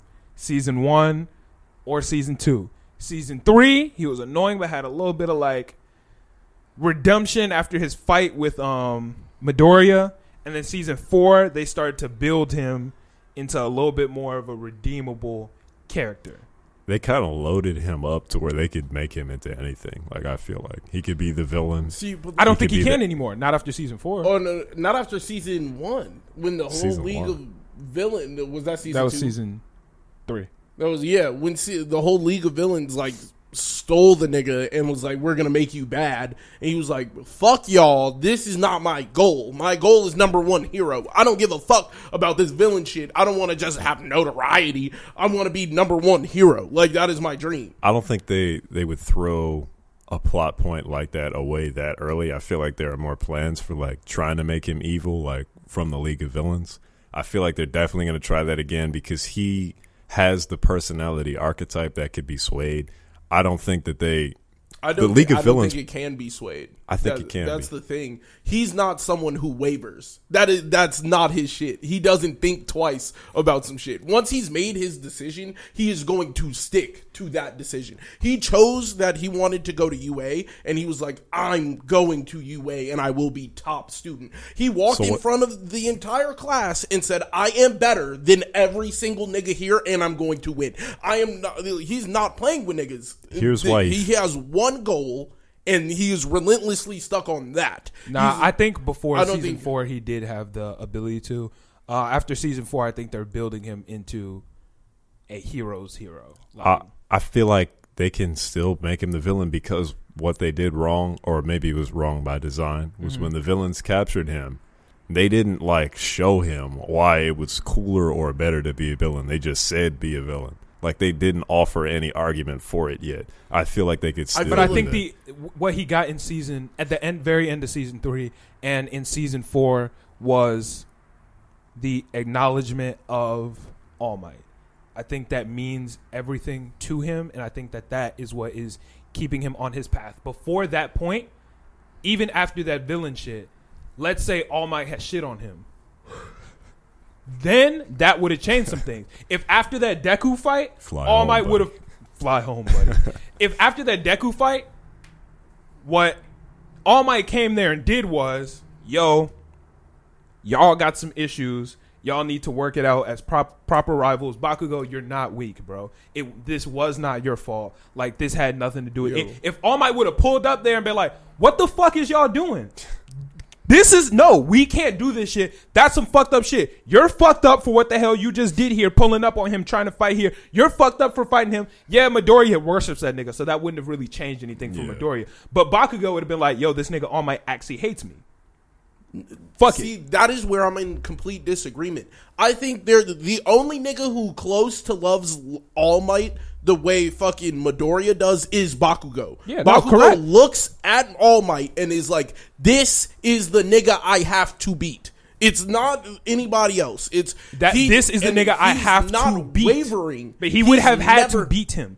If he can't get, if All Might would have been like, fuck you, bro, Bakugo would have been on some shit like, I'm here to be the strongest, and I'm going to beat All Might, and this is the. If I got to do it as a villain, I got to do it as a villain because I'm going to be fucking number one. That's how that would have gone down if All Might had done it in the worst way. All Might handled it perfectly. Bakugo's character is he's stubborn. He's stubborn. He doesn't give a fuck about what the next guy says. He gives a fuck about what. That was his whole thing in season 3. He gives a fuck about what All Might thinks, and number one, we all knew All Might was not going to come into that situation not trying to understand niggas. He could have. That's not All Might's character. All Might isn't very not understanding. He definitely would have before all of that. All Might has some development too. Well, yeah, because All Might's growing as a teacher and as a person. That is just how it is. I don't think All Might would have ever came into the situation saying, you guys are fucking stupid. What the fuck are you doing? You a dumbass for fighting this nigga. Like, he's not ever coming into the situation like that. He's gonna be like, hey, why the fuck are you guys doing this shit? He's a person who is very like, he's trying to know why you're doing something. And I feel like Bakugo's so stubborn and in his own head that he made the decision as a child that I will be the GOAT. There is no other option for him. He's like, I have talked my shit. I will walk my shit, and nobody is going to change my mind about shit. I don't have Deku. I could acknowledge you. Fuck that. I'm not going to acknowledge you because you're not better than me. I'm not, the only nigga I will ever acknowledge is myself. The only person who could ever pass me up is me. I'm the only person who could beat me. That mindset is easily villain translatable. Even if he doesn't necessarily like go to the villains, if he keeps thinking like that, other people will see him as a villain. If like your goal is, are you talking like Endeavor-esque? Yes. Because Endeavor also, that's the archetype. It is, I have one goal, beat that nigga. Like, I'm going to chase it relentlessly. It can drive you crazy, but as long as you keep that thing in mind, he has the Endeavor type build. The parallels between those two characters are just heavy. They're both dickheads for zero reason, besides like Endeavor you're could have not easily helping me to been my goal. Endeavor could have easily been a villain too, but that wouldn't have done anything for Endeavor because Endeavor was never going to be All Might. And that is the only exact same chance reason Bakugo would never become a villain, because then he could never beat All Might. No. Wait, you got that misconstrued. What I'm saying, if Endeavor would have turned into a villain, All Might would have pulled up and we would have punched Endeavor in the mouth, and Endeavor would have been locked up. End of Endeavor's dream. Like that would have been the end of it. Bakugo has the ability to actually be stronger than All Might is. Endeavor did not really have that ability the way that the story was set up. Endeavor did what he did because he wanted to get to where All Might was, and as a hero was the only way that All Might was going to let him even try. That was really the only option. Because All Might would have fucked Endeavor up at any time he really wanted to. He would have capped his growth. So you're saying, so since Bakugo has the ability to pass up All Might, I think it's all about perseverance. Regardless of who Endeavor was trying to get that number one spot because he wanted to be better than that nigga. So if Bakugo's whole thing is, I want to be number one hero, not anything else. I don't want to be number 2. I don't want to just be in the top 10. There is no comfortability besides being number 1 on that list and you all acknowledging me as the best. Before season 4, Bakugo didn't want to be number 1 hero. Bakugo wanted to be the strongest. Bakugo didn't really give a fuck about saving nobody. He wanted to be number 1 hero but since season 1. That's what he's saying. But Bakugo wanted to be the strongest. He didn't give a fuck about saving nobody. He didn't give a fuck about how anybody felt. He wanted to beat the strongest people. That's what he wanted to do. I don't see it as that because... But that's what it was. How? There were multiple situations where he didn't give a fuck about saving anyone. You're not going to be a hero because there's no way you're going to be a hero. I'm going to be top hero. You're not going to be a hero. He was letting niggas know, like... He said multiple times, I'm not here to save nobody. I'm here to beat niggas' asses. That's a villain. That's what I'm here for. He never said that. He never said, I'm only here to beat ass. He never said, I'm here to save niggas. He said, I'm here to be number 1 hero. Like, if the goal is number 1 hero, he's going to do anything in the task to become number 1 hero. There were multiple situations. Let's take the fight Deku and Kachan versus All Might. Multiple times, Deku was, yo, let's take the fight here. We're trying to save the city. Like, we don't want to cause no damage. He said, I don't give a fuck. I got to be All Might. Plink, boom, blow the whole city up. And Deku's sitting there like, no, nigga, that's not how we do this. Well, number 1, he was in a training thing, and this is the only time you will get to fight this nigga. So he's like, yo, fuck it. He's like, I'm willing to put everything over. His goal is to win. He said multiple times, my dream he said, my picture of a hero. Actually, here's perfect. During that parallel where Deku was, my picture of a hero is to save as many people as possible. Yeah. And Bakugo's parallel was, my picture of a hero is to beat the strongest guy. Yeah. That's what their parallels in character was for that arc. Was my picture of a hero is to be the strongest, is to beat people up. When he was looking at the TV as a little kid, and he was looking at All Might, and he was like, the hero always wins the fight. He was like, the strongest is the one who wins the fight. That's who I want to be. But not the one who saves the most people. Because if you look at when they both think of their image of a hero. Yeah. When Deku thinks of his image as a hero, he has All Might walking up that little hill with 10 people on his back. Bakugo, when he thinks of an image of the hero, it's the scene of All Might whooping niggas' asses. That's a good point right there. That's where the parallel is. And when that is the way that your mind is taking you, that can be manipulated into something else. Bakugo saw the best road to beating All Might as UA. UA is the best way for me to do this shit. Yeah. It's the only way I'm going to get to my goal because I'm not going to learn it from anywhere else. If that League of Villains would have been like, hey, we can show you how to get stronger because this, because that, you'll never be. Let's say they would have just beat the fuck out this nigga. He might have fucked around and did some Sasuke shit like, I need to be stronger. I don't care how I do it. I just got to get stronger. I have to because there's no other way to do it. I don't, and that's where I disagree because in his character, it was, I'm going to do shit the way I want to do it. So it's never been, anybody could sway him. No, you can't sway that nigga because he's dead set on one thing. You can't get in his ear. You can't get in his head. He is Kobe. Yeah, I'm headed towards one goal, nigga. Shut the fuck up. I want the championship. I want to win. But no one showed him a better way. No one's going to ever. And you can't show him shit. Kobe that is the also thing. Plays you for the cannot team. also show him anything. He does not give a fuck about what you're talking about. Anybody who can't beat that nigga, don't tell me shit. You're not better than All Might?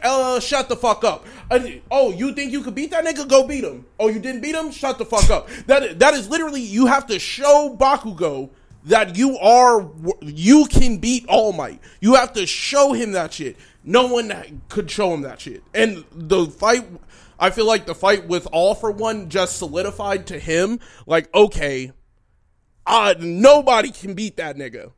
So who is going to be comparable? Like, I have to pass that nigga by force. Like, there's going to be no other way than heading in a straight line towards my goal. So I can understand that, like, I'm saying part 3 like it's JoJo. The season 3 really showed Bakugo, like, acknowledging what being a hero is more. That's more what season 4 was. Well, yeah, season 4 and season 3 were both just him acknowledging more of what being a hero is.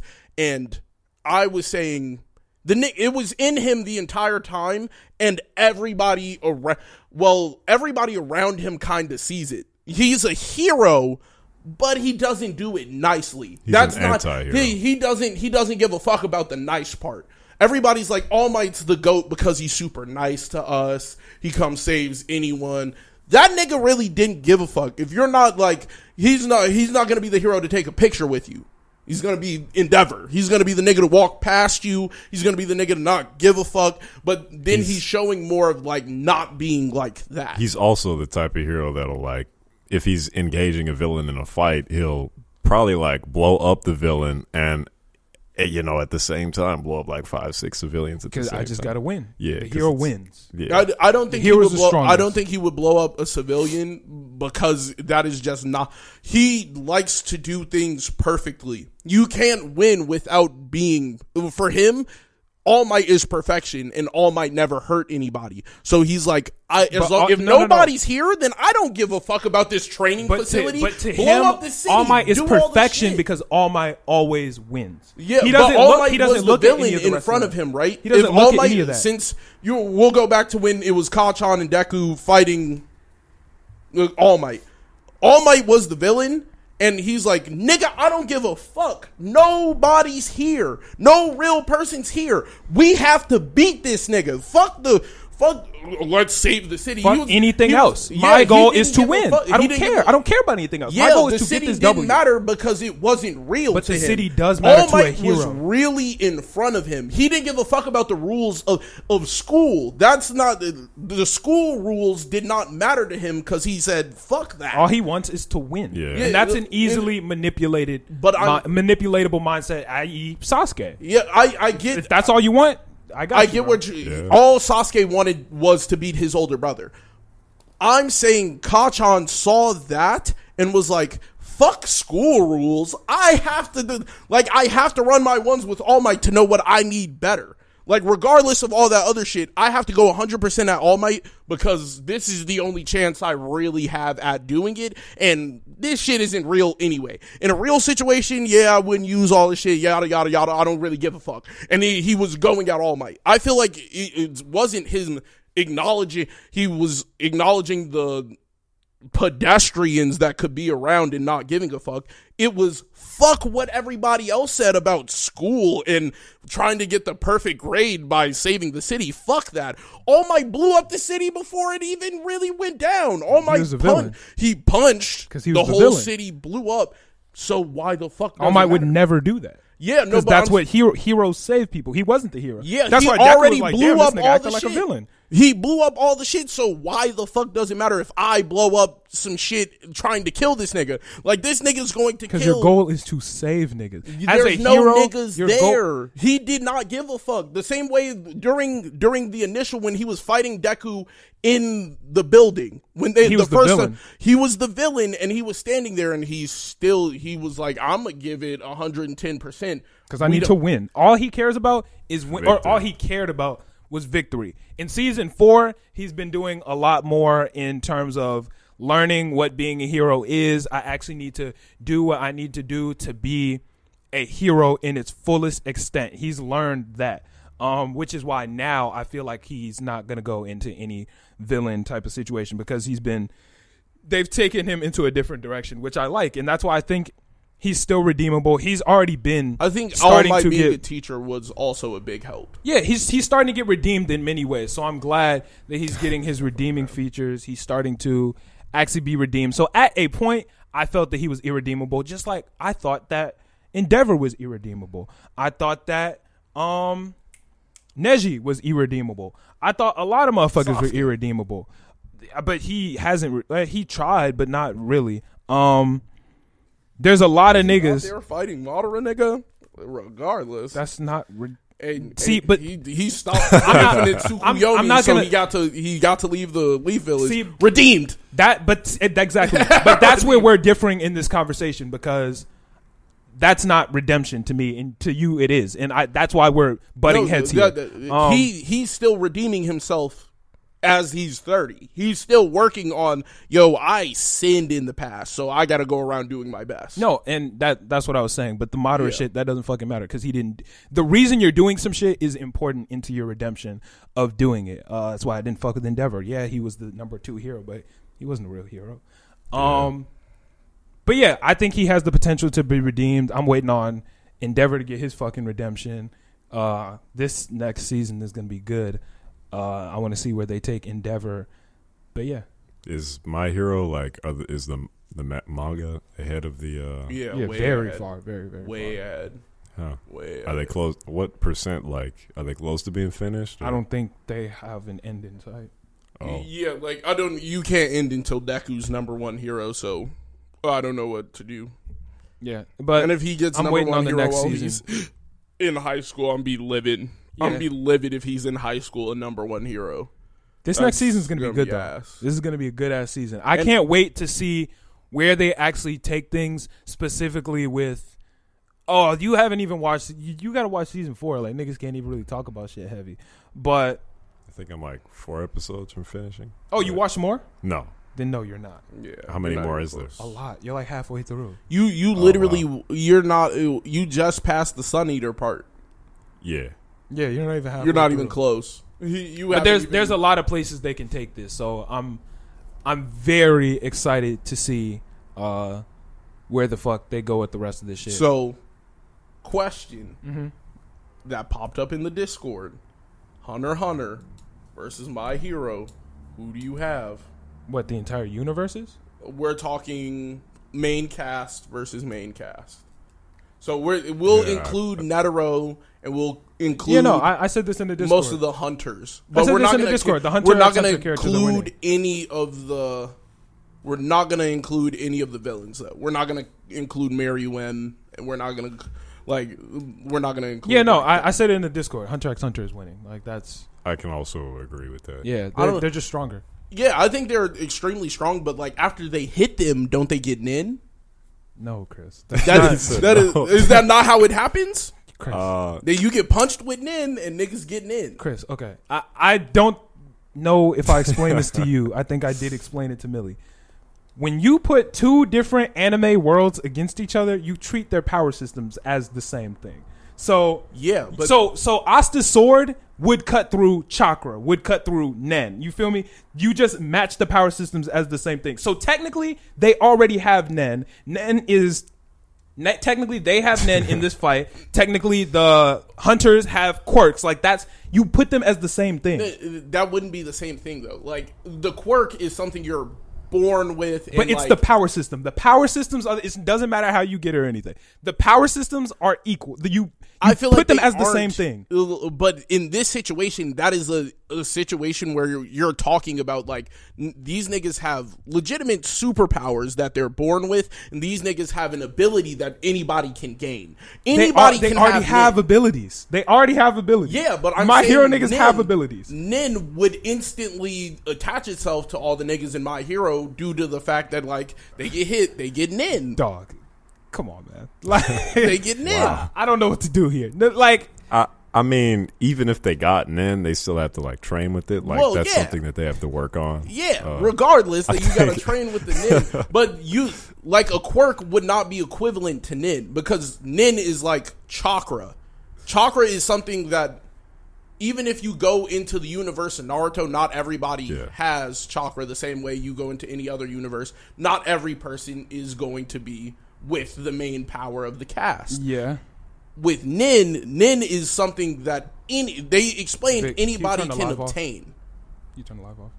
So, like, with the ability that anybody can obtain with the fact that anybody can obtain it, I'm not correlating the power systems to, like, your quirk equals Nin. That's just not how it fits. Like, that's how when you fight universes, that's how it works. No. It says who? If that's okay. Says who? I feel like that kind of gives if we go that way, My Hero just has a crazy advantage over them because they could get two power systems at the same time. That is just how it would happen. If that's the case, then Asta can't beat anybody. Like Asta loses against everyone. Like tough. like what? Like wouldn't lose against everyone.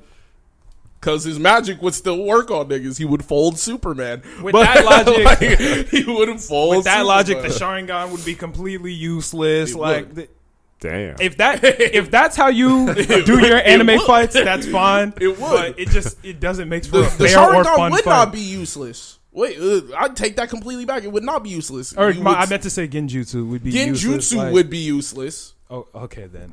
But everything else would be fine. Amaterasu, you would still have your Susanoo. It's just Genjutsu don't work because these niggas don't have chakra. I guess, but I don't equate ki to because then Goku would go anywhere and be OD. Like he would just be OD. What are you talking about? No, he doesn't go anywhere and he's OD. That's just not how it works. Who's beating Goku? Maybe One Punch Man. Maybe potentially, yeah. But that's it. I can't think. Goku's like that. But that's just how his universe is set up. He's meant to be stronger than literally every other nigga. I don't know about giving the My Hero cast Nin on top of the quirk. Hey, like they could get Nin. That is literally what happened. What happened to the Chimera Ants? They were already OD strong with powers and shit. They're able to do shit, and then they collected up on Nin and became even more OD. Is that not what happened? That's what happened, yeah. But so why can that not happen for the My Hero cast? Because they're in a different show and they already got their powers. You feel me? I feel like that's just unfair. What? And the whole Chimera Ant arc isn't the exact... That was like niggas from a different universe with superpowers pulled up, and then they got Nin too. That is literally what happened to those niggas. Only thing is the Chimera Ants didn't have quirks and stuff already. If that's the case, they had abilities. They had superhuman abilities, and they were all part human. So what you're saying is Hunter x Hunter loses to every universe? Probably. Yeah, because every nigga can collect up on their power from fighting the niggas. So if we went up against the Hunter x Hunter universe, we'd win? No, we're getting smoked because we're not gonna do shit with our Nin. What the fuck? We have no special abilities on top. We're regular ass niggas. We would get hit and then we would be folded. I guess with that logic, then Attack on Titan is losing to Hunter or beating Hunter x Hunter. Nah, bro, that's just not how it works. Nah, a nigga turn into a colossal titan, a lot of niggas gonna be lost. With Nin. Exactly. He's gonna be OD. He's going to be OD. I guess. Vic, can you hear my phone? Oh my god! I guess if we're talking about it from my standpoint, Hunter x Hunter is winning. But if My Hero's putting the universe, if we're putting the universe against each other, if My Hero's them niggas could get Nin. Oh, that's so funny. And that'll be OD. You tell me a Deku with some Nin? It would be over with. That would be over with. How do you handle that? You can't stop it. You It's can't impossible. handle that. I guess Oh, You can't handle a nigga with nin. y'all niggas are. A nigga with nin is already OD. A nigga with superpowers and then nin? That's it would crazy. Be crazy. It would be crazy. I don't even know what to say, man. I don't even know what to say.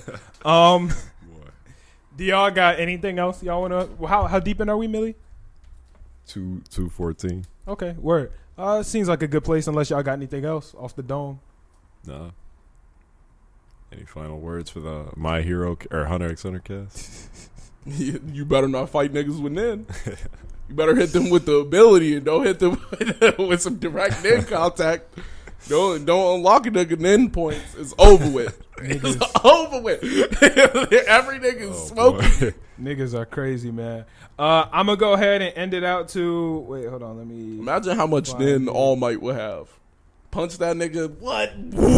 You would have to see all this shit flowing. Yeah, he might OD actually. amounts of nin. Nigga, you're crazy. I'm going to go ahead and end it out to Pokemon Cypher by Chris Patrick. I found this nigga on TikTok this week, and I was like, oh shit, this nigga is going crazy. Like, nigga is going stupid. So I was like, all right, bet. Let me go to his IG. He had 9,999 followers. Wow. I recorded it, was his 10,000 follower. I sent it to him. He was like, oh shit, hey, you good with me, bro? So like, so shout out to dude. Shout out Chris Patrick. That Pokemon Cypher goes crazy. So this is Chris Patrick. We out this bitch. Hey, flamethrower flow, let it hit, cause that boy a trillion. I need a million, billion, trillion tokens to buy up a house in Vermilion. I need to kill me a couple of trainers and take all their pokey, they stash in my pocket. Jesse James like I roll with Team Rocket. Giga drain on that cloud with that hot pit. I'm in a mosh pit. Huh? What? Hey, what? I'm in a place in my life where you probably won't notice me. Move through the darkness like Crobat. My shorty a fairy like Togepi. Focus my energy. Seismic toss any little trainer who think he approaching me. Couldn't put me in a bad spot. Homie got hands like a match out. We gon' break him and toss to the bad drop. Huh? What? More elite than the Final Four. I see the future like God of War. I seen the truth in the unknowns, so now I be moving to conquer more regions and gyms. Rock with the rhythm like Onyx. I keep it low key with the wins. Brothers can't see why he been. I'm in a league where I only compete with the Brocks and the Missies, the Garys, the Pauls. I bury them all. I keep a low hit my lead on my hip cause I need it real quick just to kick one of them off. You still ain't peeped that the boy got the sauce. I'm at my peak like a Pikachu getting ready to evolve. I'm steady, I never have lost. I came from the Kano and ran up the bars.